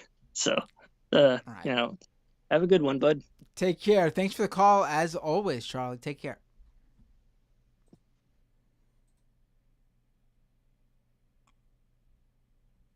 All right, let's go back to the phones.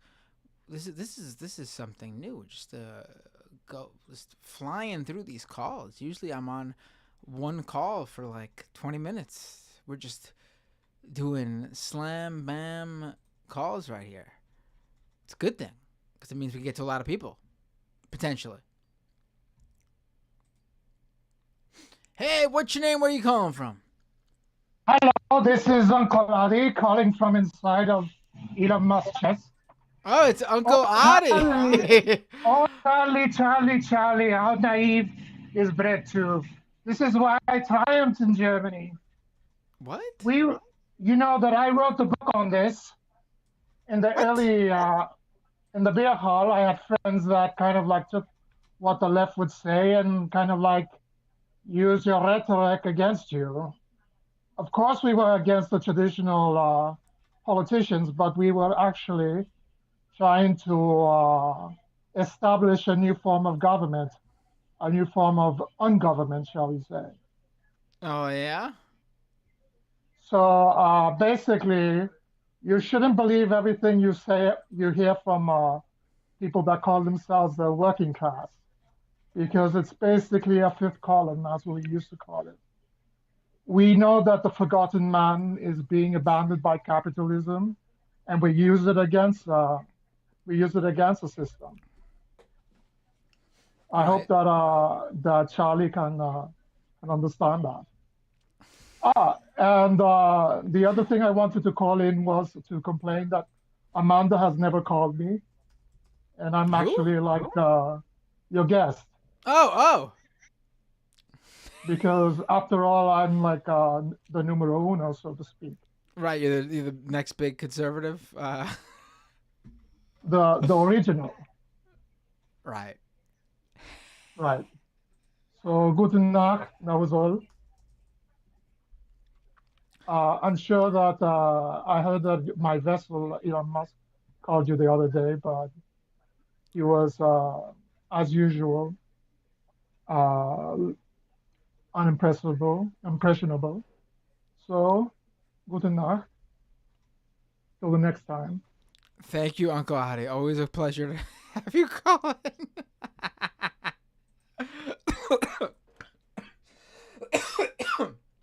Oh, boy. All right, let's go to...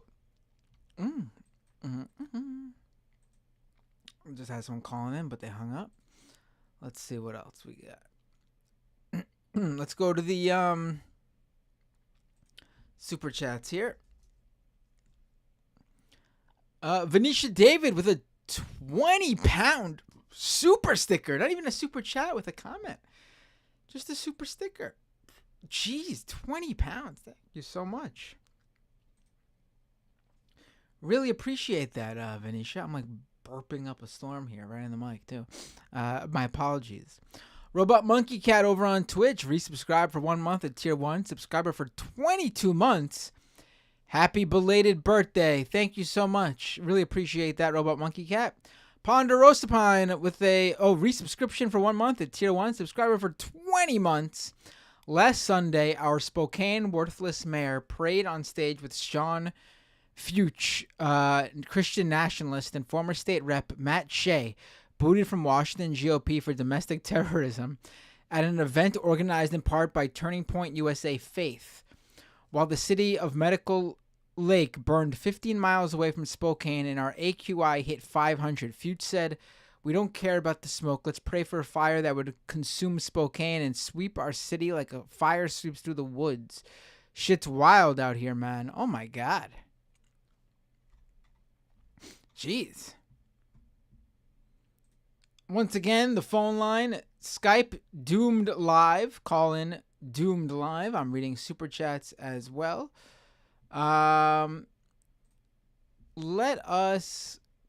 Oh, you know what I want to do? Last Wednesday was the debate. And we did that live debate stream with Leftist Mafia.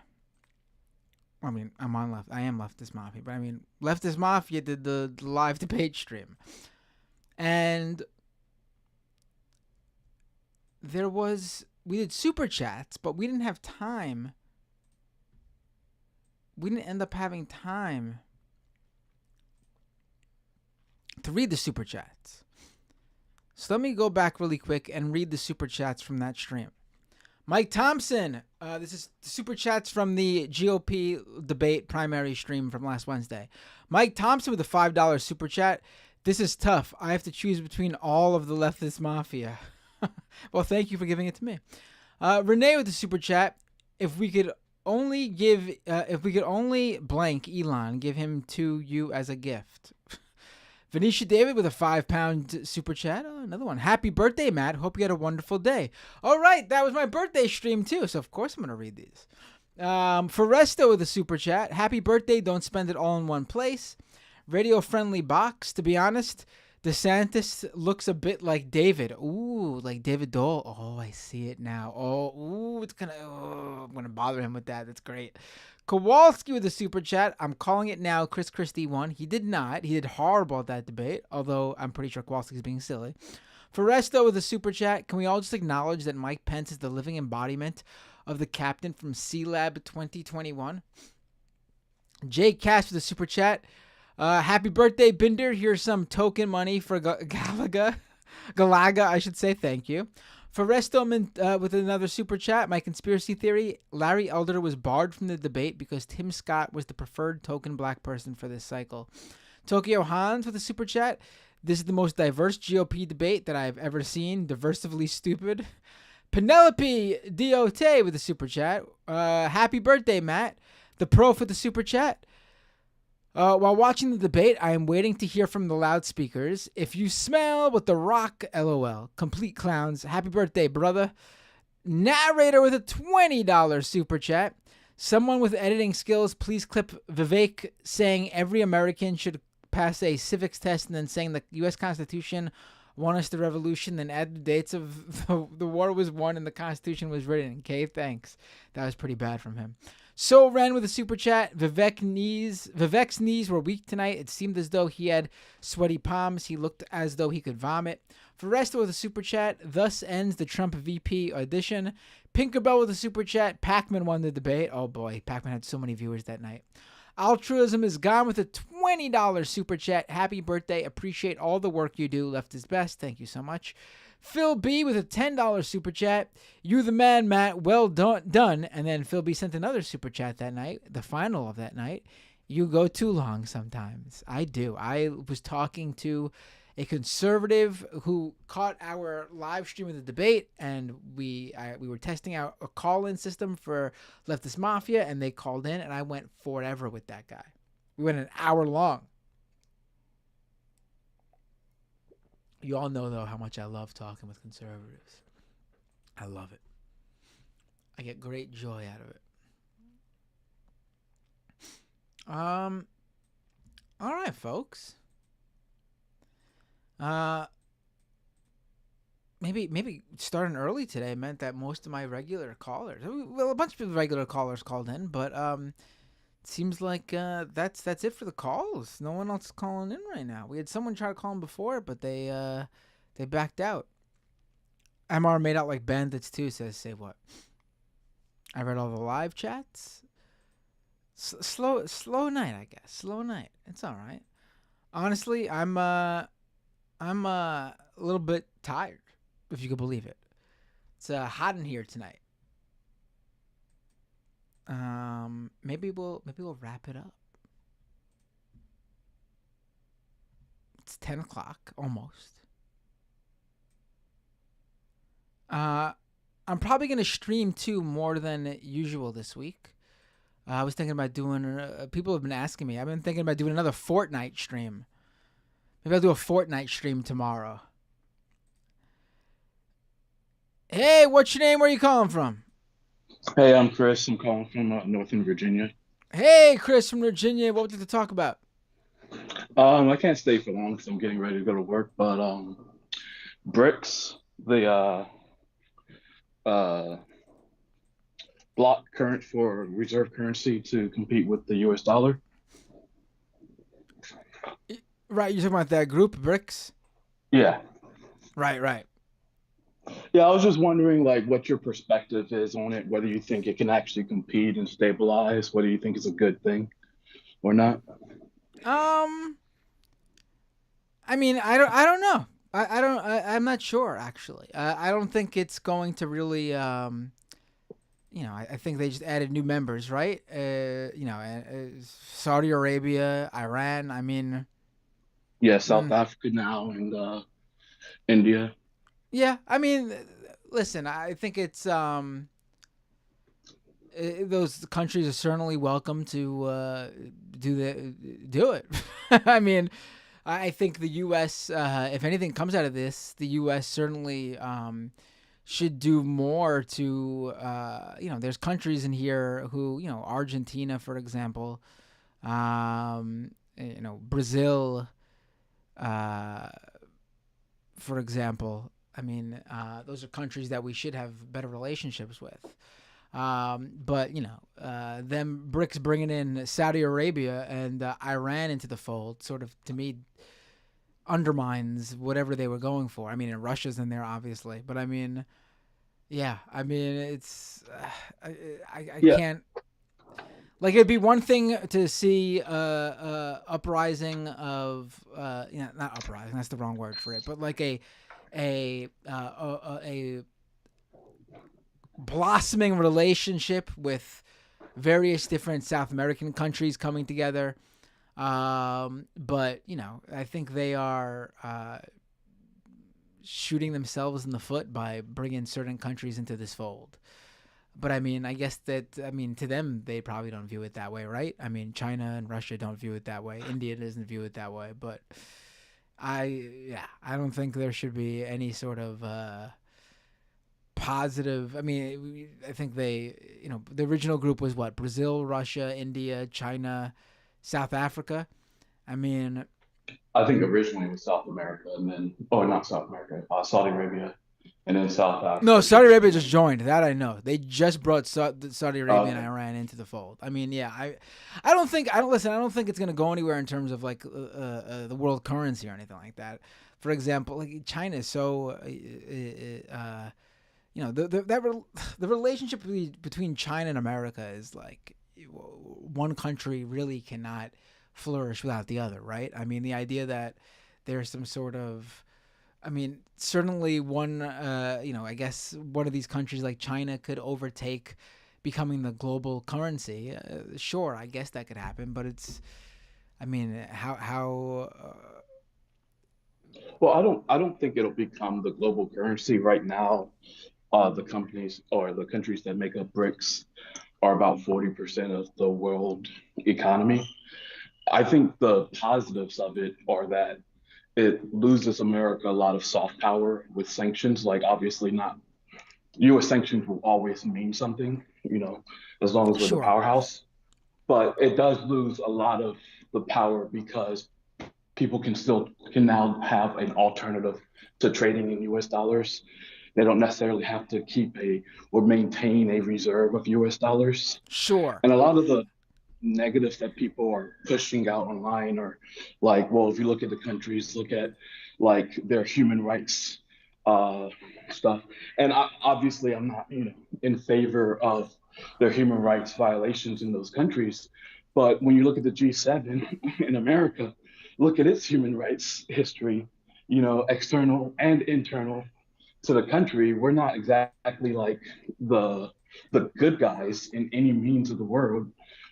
So having, other countries that are just as bad, arguably less bad than America, compete. I don't know about classifying Saudi Arabia and Iran in that way, but I think America is a lot better to its own people than those countries, but those countries do not have the outreach and the effect globally that America does. America kills a lot more people externally than all of those countries combined do internally, if that makes sense.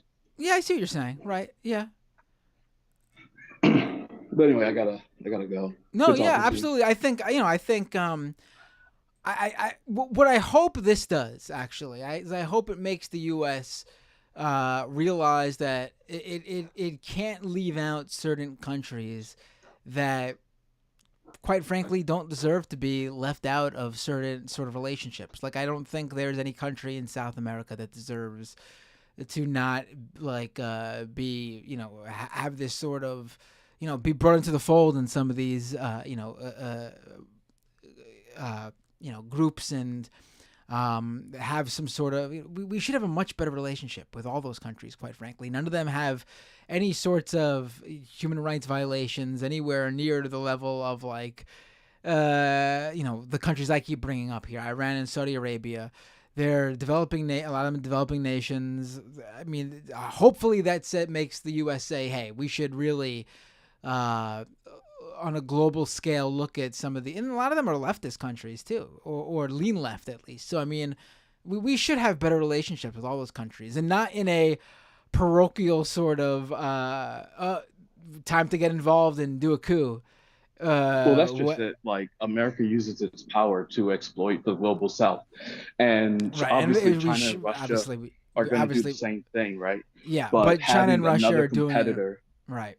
yeah, having another competitor, so those countries have a little bit more freedom in choosing, well, which one is exploiting us less, is a little bit of a positive. Obviously, that's not the ideal, but also if BRICS were to stabilize as a world reserve currency, because the European Union tried to do the same thing with the euro, um, it will allow other countries to create more blocks because they won't be competing against a 90% world reserve used US dollar. It'll be like a 60%, 40%, and now they can maybe grab another 15% here, 5% here, and of other reserve currencies actually being used.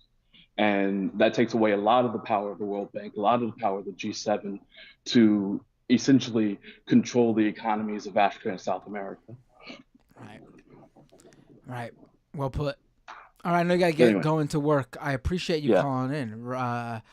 Have a great night, and have fun at work. I don't know what to say. Have a good day at work.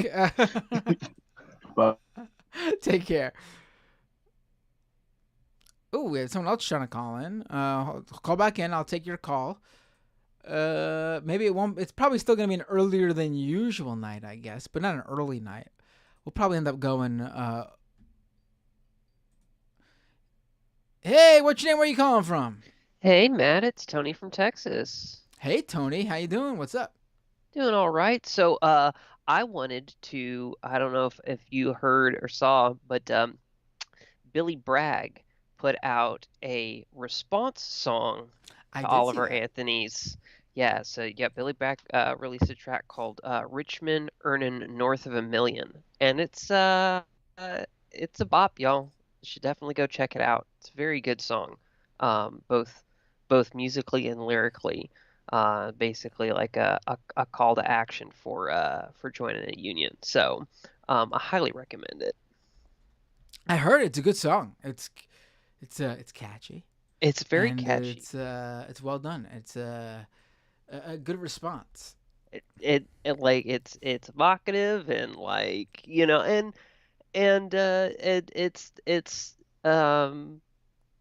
it shows a lot of it's a very compassionate response, rather than doing putting out a song to dunk on him for having some bad takes in in Oliver Anthony's verses, like why don't I just put out like a better vibe. So I thought that would resonate with what Charlie's call Right. was kind of centered Yeah, on. listen, I don't know the guy's, what the guy meant or what his background is. I don't think anyone really does. I just think there's a lot of suspect things about him in terms of how he got put on that sort of spot in that spotlight, and the people that supported him. And if he's coming out saying something different now, that's cool.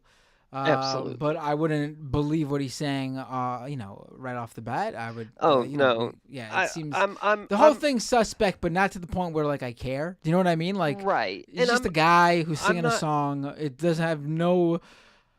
I mean, I guess the concern here would be like, I don't know if he's really I think it's sort of a flash in the pan moment, right? Like a total viral hit. I don't think it's gonna go anything beyond that. No, yeah, I agree, and I'm not really invested in Oliver Anthony like as a person or a musician. Yeah, there were some people who were like just like globbing onto that. Like, what do you like? Who cares? Like, I get the song was big, and if we're talking about culture and pop culture, and sure, of course, bring it up. I'm not saying don't talk about it, but there are people who spent who are like obsessed with like who this guy is and what he like. Not even like the song itself, just obsessed with like him. And it's like, unless you're like doing like looking into his background to find out who he is for like a piece or something.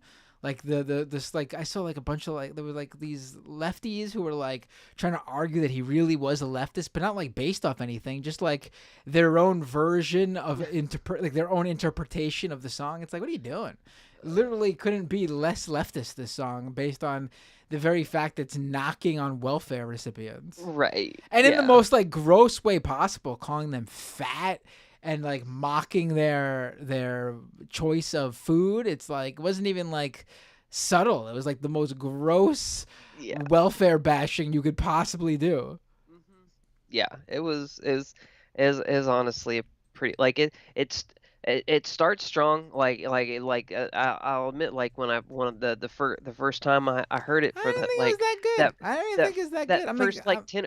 Well, I'm just saying, like the way it opened, like first like 10 or 15 seconds, I'm like, okay. I'm not saying it was gonna be like something I threw on my playlist or nothing, but like I was like, okay, I'm ready to see where this is going, and then pretty quickly it nosedives, and it's just it doesn't hit, and it's cliched in the worst ways and really repetitive, but I mean, I listen to a lot of folk punk. Mm-hmm. Which is, I guess, the music style most that I listen to. That's most similar, I guess, to what was that? What would you classify that guy? Well, it's not like bluegrass style, right? Mm-hmm. That's the punk with banjos and accordions, and I've heard stuff so much better than that, and they get no attention whatsoever because they're a punk band.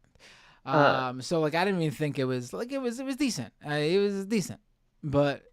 To segue there, did you ever check out Hikes that I recommended to you? Hikes. Hikes? Mm-hmm. No, let me look into them now. Hikes. Yeah, they're like folk math rock.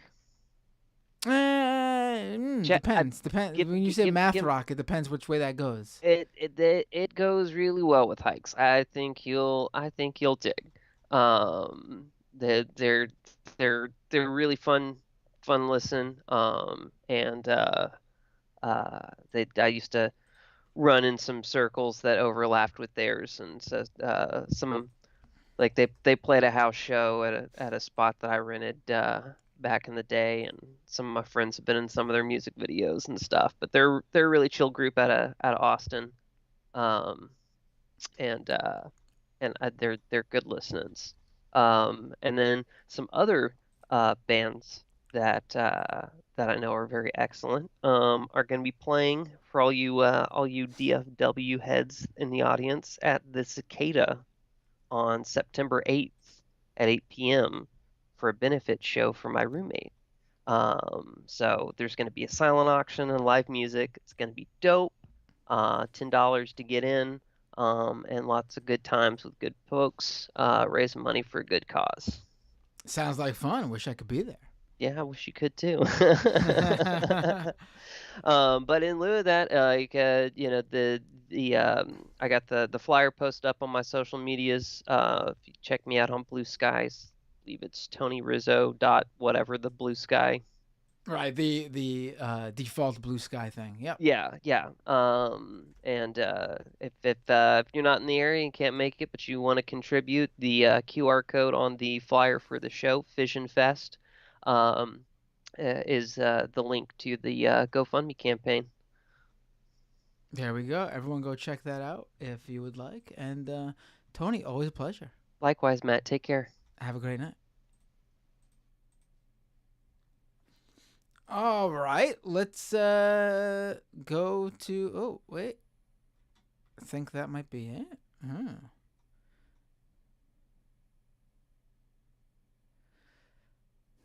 Think we're calling it a night, maybe. Slow. Funny thing is, a lot of people watching tonight. The audience was pretty big from doing it live. For the interview, but I think caller wise, I haven't grabbed any clips in a while either, because the calls usually run so long. I'm gonna probably start doing clips, but on their own, like not. Hello? Hey, I just felt like giving a pity call to drag this out a little bit longer. It's Anne from the UK again. Hey, Anne, that sounds fine. What's up? Well, first of all, I was just gonna make a very small comment. A part of the reason I wasn't really sure what to do with the legs on the art was because I honestly don't know what you look like from the waist down. Because obviously, Skype and YouTube chat, you're just punk shirt and face above the screen. Oh yeah, that's right. You can't really. I mean, that's just unfortunate. I don't know what else. I'm not gonna stand up on the chair so you could see. So you can see the rest of me. I am wearing pants. Good. I was genuinely gonna draw you, like, do you in a hoodie, and I couldn't work out why, because I haven't seen you in a hoodie that often. And then I realized I actually wear hoodies a lot during the winter. It's too hot in here during the summer to. Yeah. I realized the reason why though was because on the leftist mafia art you're wearing a hoodie.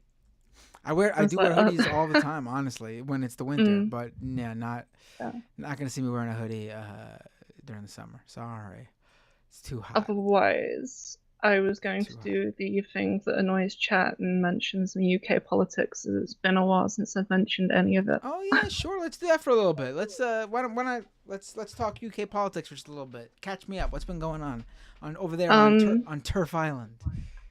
Last month there was a big story of a woman had an abortion during the later into pregnancy than you're technically meant to have an abortion pill, and got arrested for it. And there was a big discussion about whether people should, because apparently we still had a law that made that something that she was arrested for. There was a quite big discussion about the fact that she shouldn't have been arrested for it. But that was a big topic for a bit. Some digital news, there was the Northern Ireland police accidentally leaked all of their staff information, which, if you know anything about Northern Ireland, the police there happen to be not too fond of the fact that their personal details were leaked in a Freedom of Information request, but considering they're quite big targets because obviously Northern Ireland. However, in the UK, we also had a big leak of electoral roll information was apparently also leaked via a Freedom of Information request in a way that it shouldn't have been or something. Also, we have the typical of Starmer still being worst Labour leader in quite some time, when he's like, oh yes, this thing is causing most of child poverty. Will you get rid of it when you're elected? No. Kind of level stuff. It's not great. We've also got Tories threatening to pull out of like EU human rights agreements once again, just so they can basically let immigrants die and send them elsewhere in the world on a whim, because that's apparently what the UK is now. Because like the UK was originally talking about sending asylum seekers to Rwanda, which pretty illegal under international law. Tories even know this, but they like to pretend that it isn't illegal. And recently they've been going, actually, we have this backup plan of this tiny little island called Ascension Island, that's still like a British overseas territory or something, that we're threatening to switch it to. And we basically keep talking in the UK about dropping like human rights protections of asylum seekers in various ways. It's just all wonders of horror.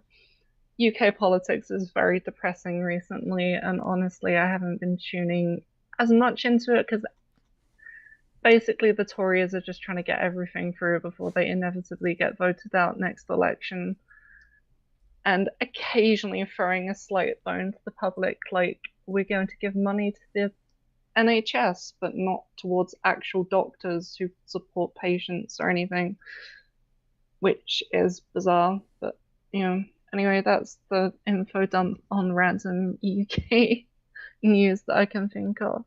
No, that's it's not surprising that, and not exactly, but a lot of what you just mentioned, mirrors what's going on here. Peas in a pod, I guess, right? That special relationship the UK and America has. Oh, we've also been importing your transphobia as a country, which is impressive. I don't know how you're managing to export transphobia to the UK. I thought we were the primary exporters. Wait, we are? How's that happening? We've had the litter box stories come to the UK. Oh, wow. We've also now got has the litter box story come to the UK in the form of this is happening in America, or has it come to the UK in the form of people in the UK claiming this is happening in their schools in the UK? I know I'm stretching the definition of the UK slightly, but apparently in Jersey, which is an island that's basically owned by the UK still. I thought you were saying New Jersey for a second. No. The original Jersey. A little channel island. But apparently it was a big rumor there, and oddly enough the schools there have gone, yeah, this is rubbish, it's not real, please stop spreading this false rumor kind of thing. Man. It's literally the usual like children identifying as cats comments that's from America. We've also gotten the transphobia of the parents need to be informed if their kids' transition stuff is being a thing in the news again, as though like many parents are like, or many teachers are sneak transitioning kids. And obviously there is a very good reason why teachers might not inform a parent about the kids transitioning, because obviously parents are not necessarily the most accepting people in the world. As someone who knows a few people who've been kicked out here and there. But yeah, we seem to be getting a lot of the US transphobic arguments coming over here as well. So it just never ends, does it? And yeah, it sucks. It really does. And apologies in advance for us getting that stuff over there to you guys. It's the UK's fault for making Americans speak English. It's fine. There we go. All right, taking it well, I say. All right. Also, I did realize I'm probably like one of the few people who actively follows you on Mastodon. Wait, what happened? Oh, I just had a moment of thinking I'm probably one of the few people who follows you on Mastodon. Oh no, a lot of people follow me on Mastodon. I just don't use it that much. No. You can, I know there's like some apps to like cross post on both Twitter and Mastodon simultaneously, which I know some people used to do. But Also, Charlie has just messaged me to nag you to do Twitch emotes again, which, to be fair, I did earlier with the image. Also, the new ones for YouTube as well, but the animated ones I gave you a while back. There's something else I was going to say. Oh yes, people can follow me on Mastodon, but I don't post much. If you know what my name is in chat, just look me up on Mastodon. I'm somewhere there. I also have a coffee, but no one's ever given me money because why would they? Anyway, I gotta get you doing my my Twitch thing, and I'll get you. I'll send you something because obviously that's that'd be a bigger project than just a little emote. I don't do stuff for money. It was just I felt like I would try and do a coffee thing and see if anyone donated, and oddly enough, people don't really that much if they just see some random art go by. But it was a curiosity and a bit of an No, yeah, that's just how it is. No, but listen, people, drop your thing in the chat. My Mastodon and my coffee thing. To be fair, I actually can because I'm a mod, so I can send links. There you go. Yes, you can. That's right. There we go. Sorry, Ponderous Spine just sent Someone in chat time for an on-air tutorial on how to upload Twitch and There you go. Daybear in the chat says, or Day Bar says, get her to make a Binder VTuber model. I will never. You will never see a Binder VTuber. I did actually make. I pointlessly made myself a PNG tuber thing the other day, and then immediately realized that I can't really use it because it didn't have like a video camera output thing, and like I don't do video chats at all anyway. But like the little avatar I made for my profile thing, I did like a full slightly animated version of that as a PNG tuber thing, which is basically just not a VTuber with effort. But anyway, just like still frames that animates when you're talking. That's about it. Anyway, hopefully that padded the show a little bit. No, that was great. I really enjoyed hearing about what's going on there. I always do when you bring it up. Thank you so much for the second call of the night, Anne. Always a pleasure. That's fine. Have a nice night. Bye. All right, folks. I guess that's the show. We went over the 2-hour mark, so it's not a short show. It's a normal. This is how long I guess the shows, frankly, should be, right? When I'm not going like 3, 4, 5 hours long. This is like a normal length show for most people, right? And I'm gonna be streaming. I'm gonna probably stream tomorrow. Probably people have been asking me to do another Fortnite thing because people like doing that because you could join me. Fortnite's a free game to download and play. We could play together. It's be fun. So I'll let you know more if I do it tomorrow. I probably will, but I'll let you know for sure.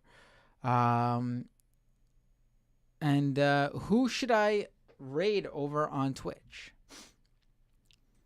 It's also good because I'm feeling I don't know if it's the heat or... Oh, you know what I wanted to mention, because we usually talk wrestling on here. And since the last episode of Doomed,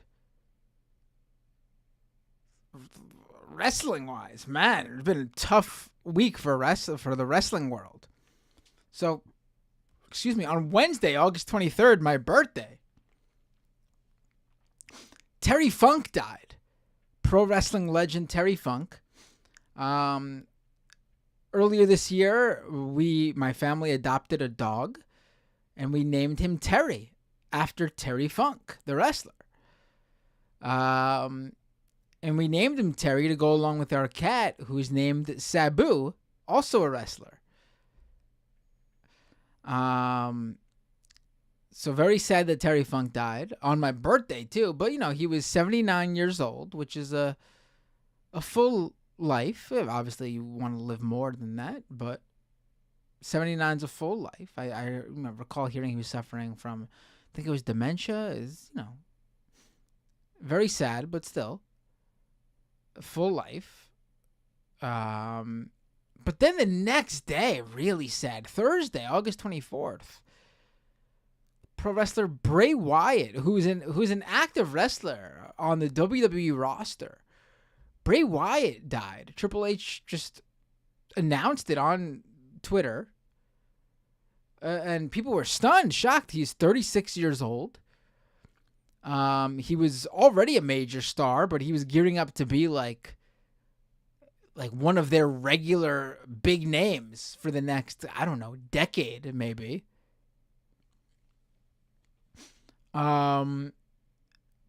Earlier this year, they did an angle where the Undertaker basically like passed the torch to him, as like, 'cause, you know, the Undertaker retired.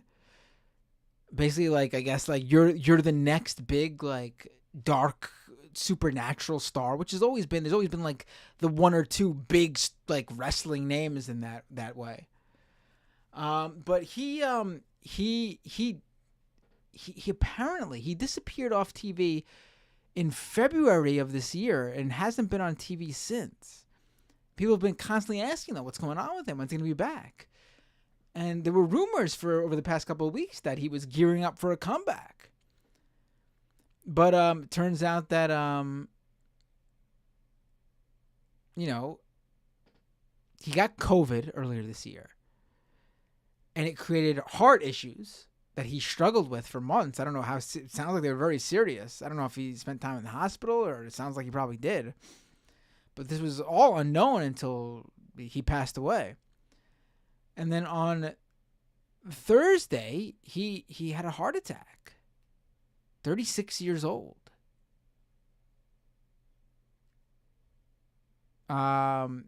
It's really sad. He's the first wrestler, I think, that my son, who's starting to, you know, over the past year or so, he started to get into wrestling with me. He's the first wrestler who passed away, who my son was familiar with in terms of like actively watching and was a fan of. Like, you know, I'll tell him so-and-so wrestler died, and he'll, oh, who's that? And I'll have to explain to him, show him some clips of them wrestling. You know, because older guys, or even, you know, he's obviously 8 years old, so even older guys like, you know, a couple of years ago are older guys to him if they're not active and still wrestling. He doesn't know who they are. But, like, my son was a really big fan of Bray Wyatt's the Fiend character. He wore this really scary mask, and he was like he's like a horror character. And my son was a fan, and he was like surprised and shocked, and he was upset that he wasn't. He even said, like, his exact words to me were, they upset he's not going to be able to meet him. I felt bad. Like, how do you, like, he understands what my daughter, who's 4, it surprised me with. So my son's bringing him up at bedtime, and he's like, "Oh, I'm really sad that I'm not able to meet him."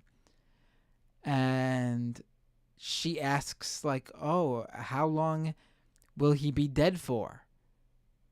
And my son says to her, "It's forever." And she was like in shock. She was like shocked. Like, she was like stunned in silence. Like, it didn't occur to me that my 4-year-old even knew what death was, let alone that she wouldn't know what death means.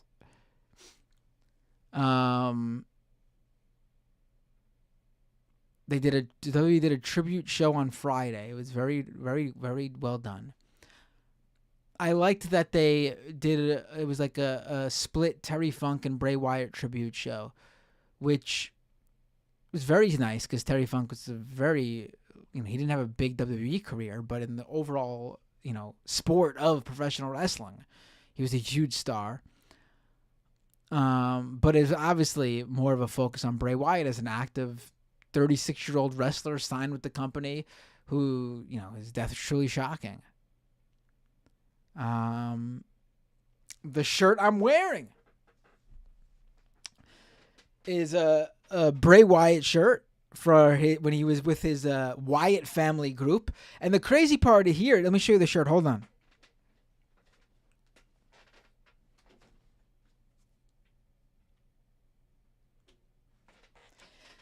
So the crazy part here is, so Bray, for people who don't know, Bray Wyatt's the guy in the middle. But of the 3 guys on my shirt, and this is a wrestling group that debuted about a decade ago, about 10 years ago. These guys have been wrestling, you know, some of them more longer than others. But out of the 3 guys on this shirt, 2 of them are dead. 2 of them have died already. Bray Wyatt and Luke Harper, a.k.a. Brody Lee.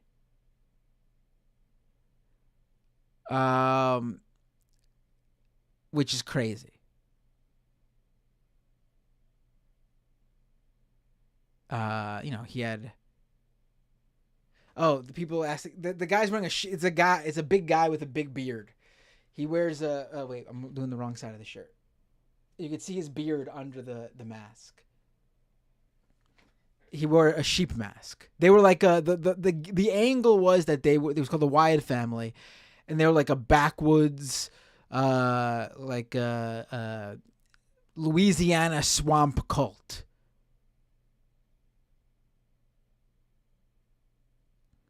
And the guy wore a sheep mask. He took it off when he wrestled, but his thing was he would wear that mask coming out. Because he was one of Bray Wyatt's sheep. His flock.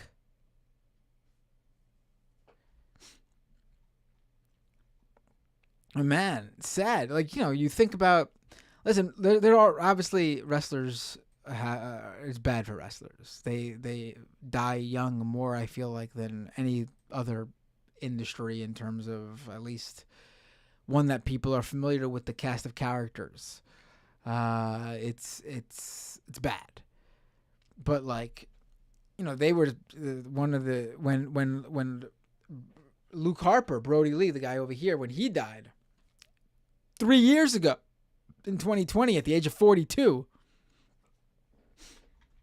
When he died, Bray Wyatt, the one who just passed away last week, he wrote this post about how, you know, he had looked forward to those years where they were retired from the WWE and would be wrestling in like high school gyms for a crowd of maybe 100, 200 people and doing the nostalgia stuff for the crowd. Like that's a thing in wrestling. It's crazy that they I mean, obviously it goes beyond that, his family and everything, but as a fan, it's crazy that like there's that whole Wyatt family thing won't be able to be relived. It's they died so young, man. It sucks. It's been thinking about it. He was only a year younger than me. Oh, fuck. Well, you know me. Wrestling is a big part of my life and what I'm into, and like, you know, when someone who like this dies, it sucks. It makes me sad. It affects me, as does it affects a lot of fans. Leftist Jester says it can't just be the sport. It has to be the culture behind the scenes that cuts their lifespan. Oh, for sure. That's the way it is for... It was. These 2 guys, though, both of them, by all measures, they were not into the lifestyle that the old-timers were into that cut their lives short. These were 2 guys who just caught a bad break. Brody, the guy on the other guy who goes by Luke Harper, Brody Lee, he had idiopathic pulmonary fibrosis, a rare progressive illness of the respiratory system characterized by the thickening and stiffening of lung tissue. Like he was on TV completely fine, and then suddenly, over the following weeks, was hospitalized, helicoptered into a hospital, that's how serious it got, and then died. And then with Bray Wyatt, the guy who just died, I mean, heart attack, usually when you think of wrestlers, I guess, and the family wanted to dispel this, I'm assuming. That's why they had the COVID prognosis released. But, he had a heart attack, which I guess people mostly connect to drug enhancement for wrestlers, but it doesn't seem like that was the case. He He was not a muscular guy. He was big, but he wasn't muscular. He was a larger guy.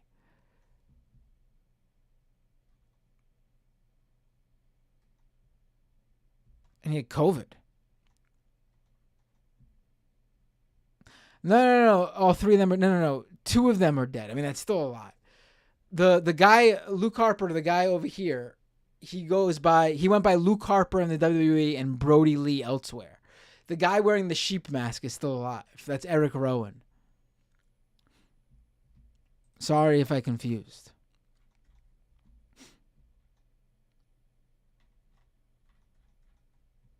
Yeah, it's sad. They both had kids, young kids, like under the age of 5 kids.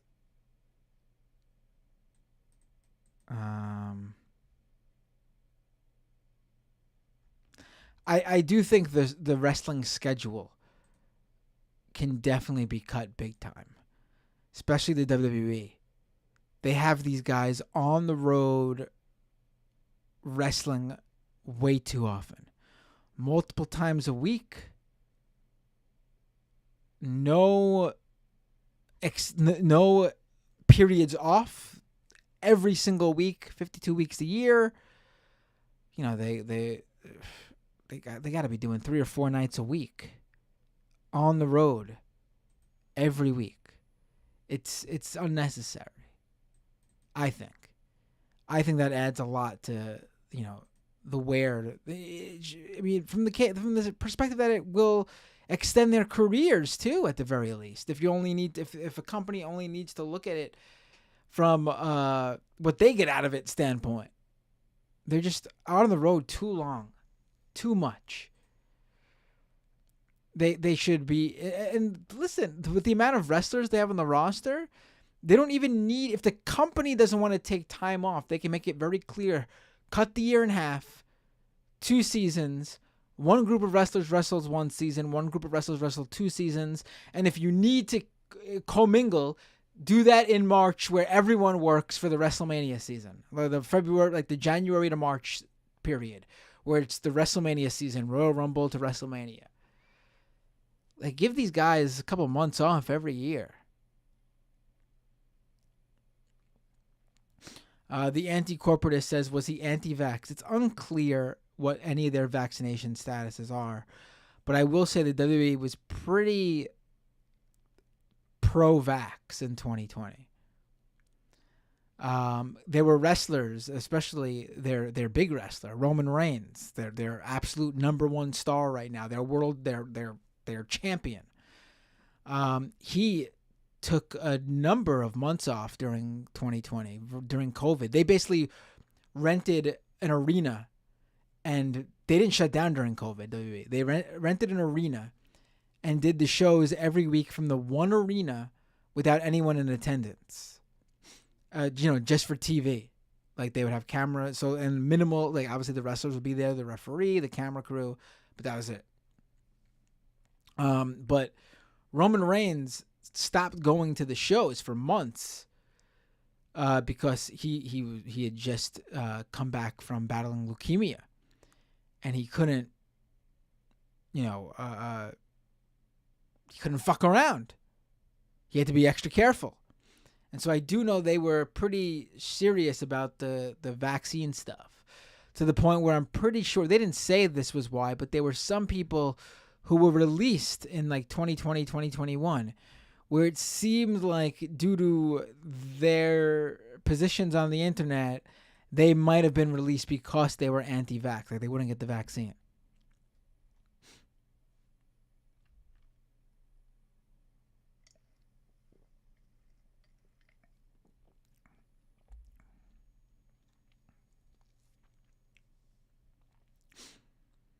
Omega says, y'all remember that Christmas where they did a live Raw? They always do the shows.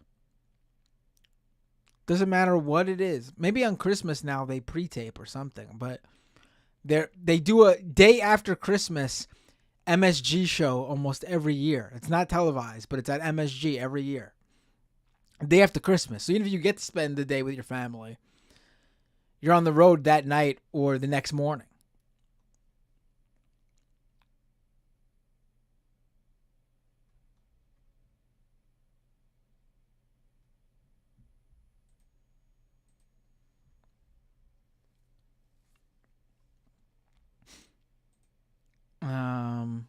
All right, folks. Oh, look at that. We ended up going for a while. 2.5 hours.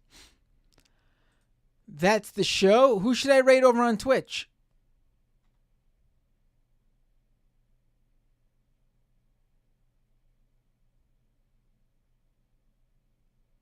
Oh, Omega, you want to call? All right, I'll take your call, and then that's it, Omega. Call in. But let's go 5-10 minutes.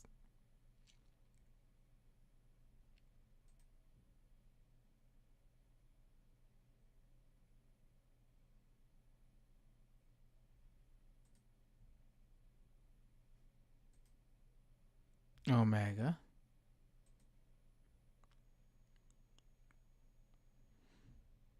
Did you ask me and not have your Skype stuff up?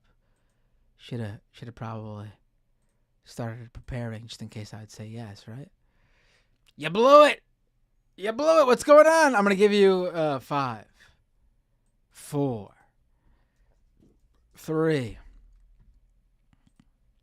2, 2.5, 2 3/4.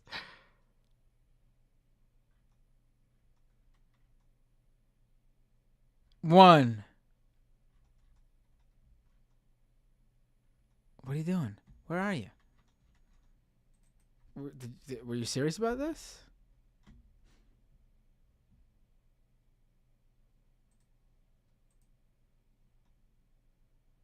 Lanzetta says, let's go 5 to 45 minutes. That is me. Yeah, I know. I'm a sucker. But maybe too much of a sucker. What's going on here? Omega. All right. There's a point where we gotta call it a night now. You're gonna be stringing me along like this. I really thought you would call in by the time I finished that countdown. I thought I was gonna be silly doing the countdown. Oh my God, man! Are you serious?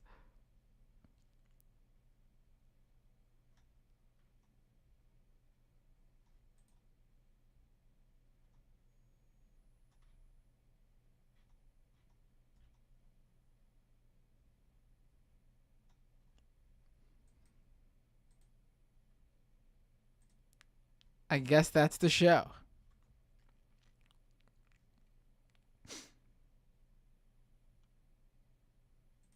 I'm almost in disbelief right now.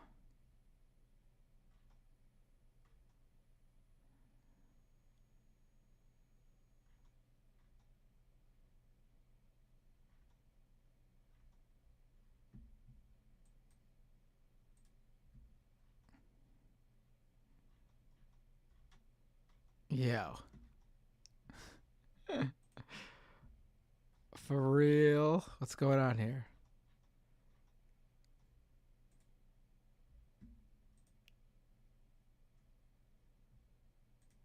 All right, that's it. Sorry, buddy.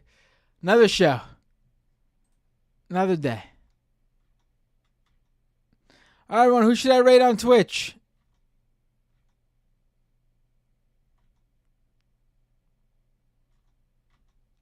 Who should I rate over on Twitch?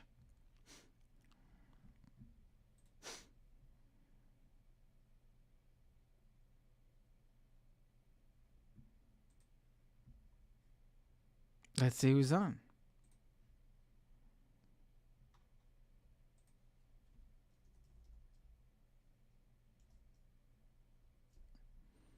Oh, Dylan Burns is on. Let me rate Dylan, because he usually rates me, because I guess I go later than him. This is a rare night where I guess he's going later than me. I'm gonna rate Dylan Burns. All right, everyone, great show.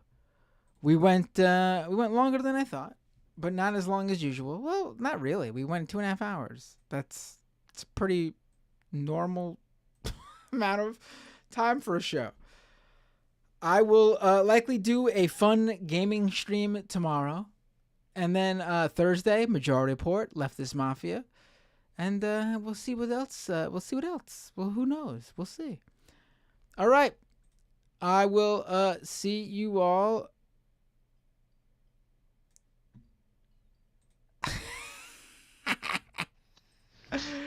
I'm sorry. You just got in under the wire. You just got in under the wire. Really quick though, let's do this. Okay. So, no, long story short, I changed phones, so I had to like basically migrate things over.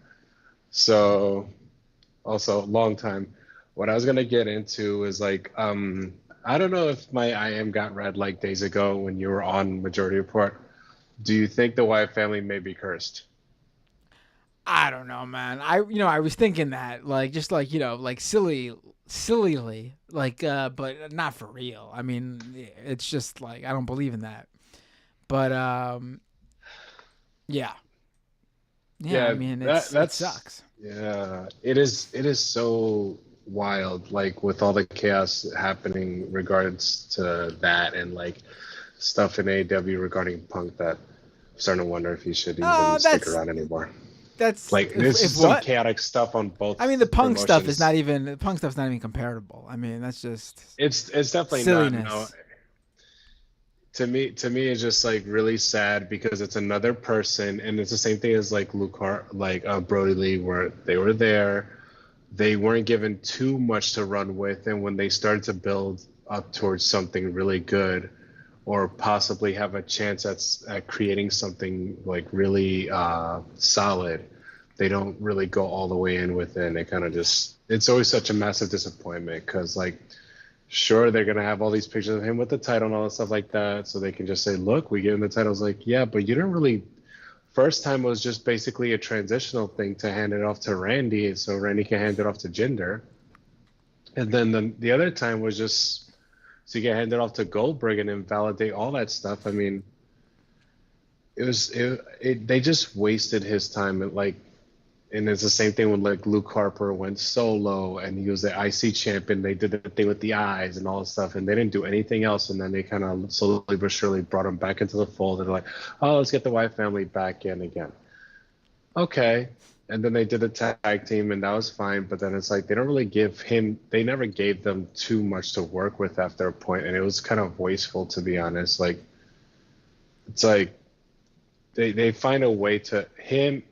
And also his Bo Dallas was such a person too, but Bo Dallas got it much like he got cut down so terribly, which is like in the stupidest of ways, which is one of the cases of like where Vince should never be involved in creative again, where he looked at Bo Dallas and said, I'm just bored with it pretty much.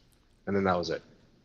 No more believe, no more of that motivational speaker stuff, none of that shit. And I was so just like, I could not believe cannot believe it, but I cannot believe the nonsense of all this stuff. Like they always just do this with some people, and then now that Vince is back there, I don't even know anymore. I haven't caught up too much in a while, and that's on me. But I just, and also, can Peacock finally stop doing that stupid embargo they do where like, let's hold on to it for 4 weeks. Let's hold on to each weekly show for 4 weeks. That's a deal with the. I mean, it's so that they get those insane rates for the their deals to air to the shows, like on cable. I wish now that. I mean, considering the fact that they were in Peacock, I would have thought that they would have kind of smartened up and say, you know what, we're gonna just have it come right after, because I think a lot of people would flock to it. That would give. I would watch it live on it. I would put it on. If they edited it live onto it. I mean, I bet there'd be people who would just buy Peacock for that. Honestly.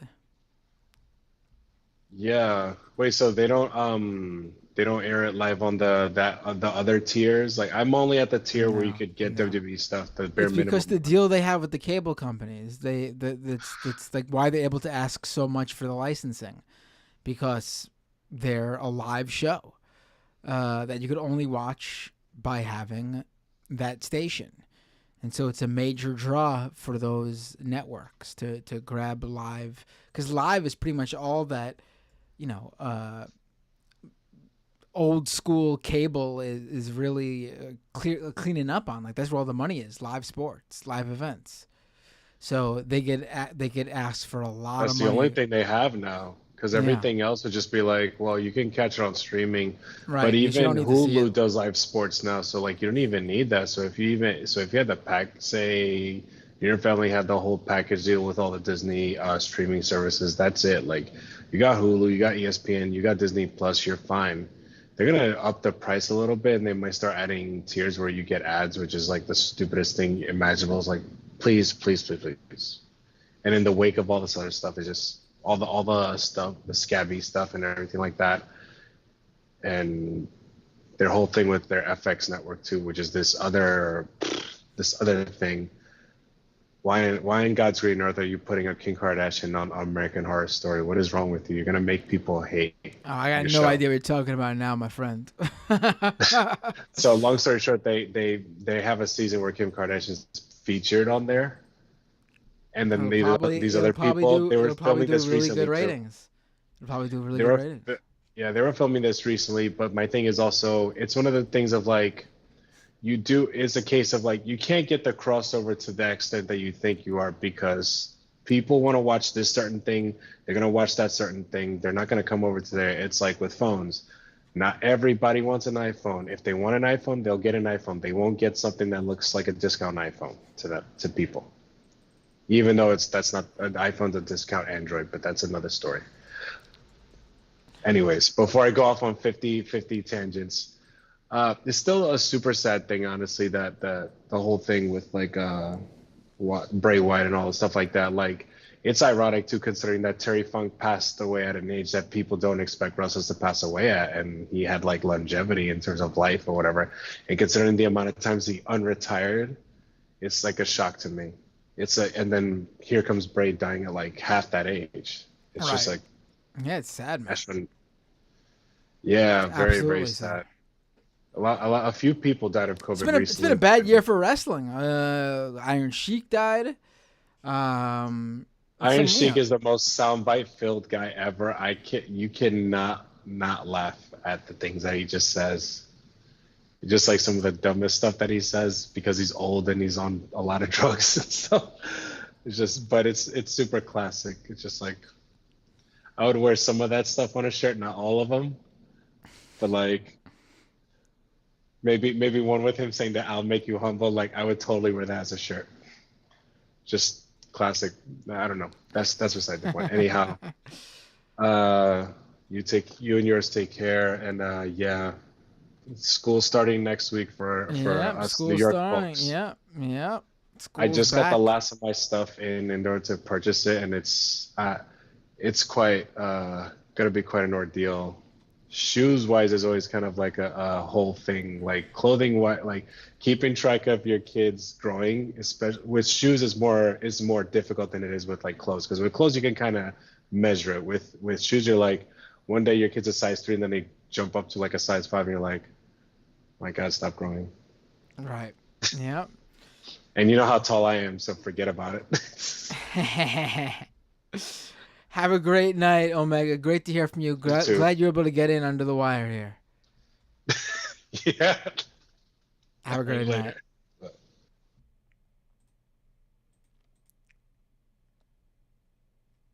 All right, folks. That's the show. We did it. We went 2 hours, 40 minutes. Yeah, school starting. Oh, boy. Yeah. All right, folks. I'm going to raid... right now.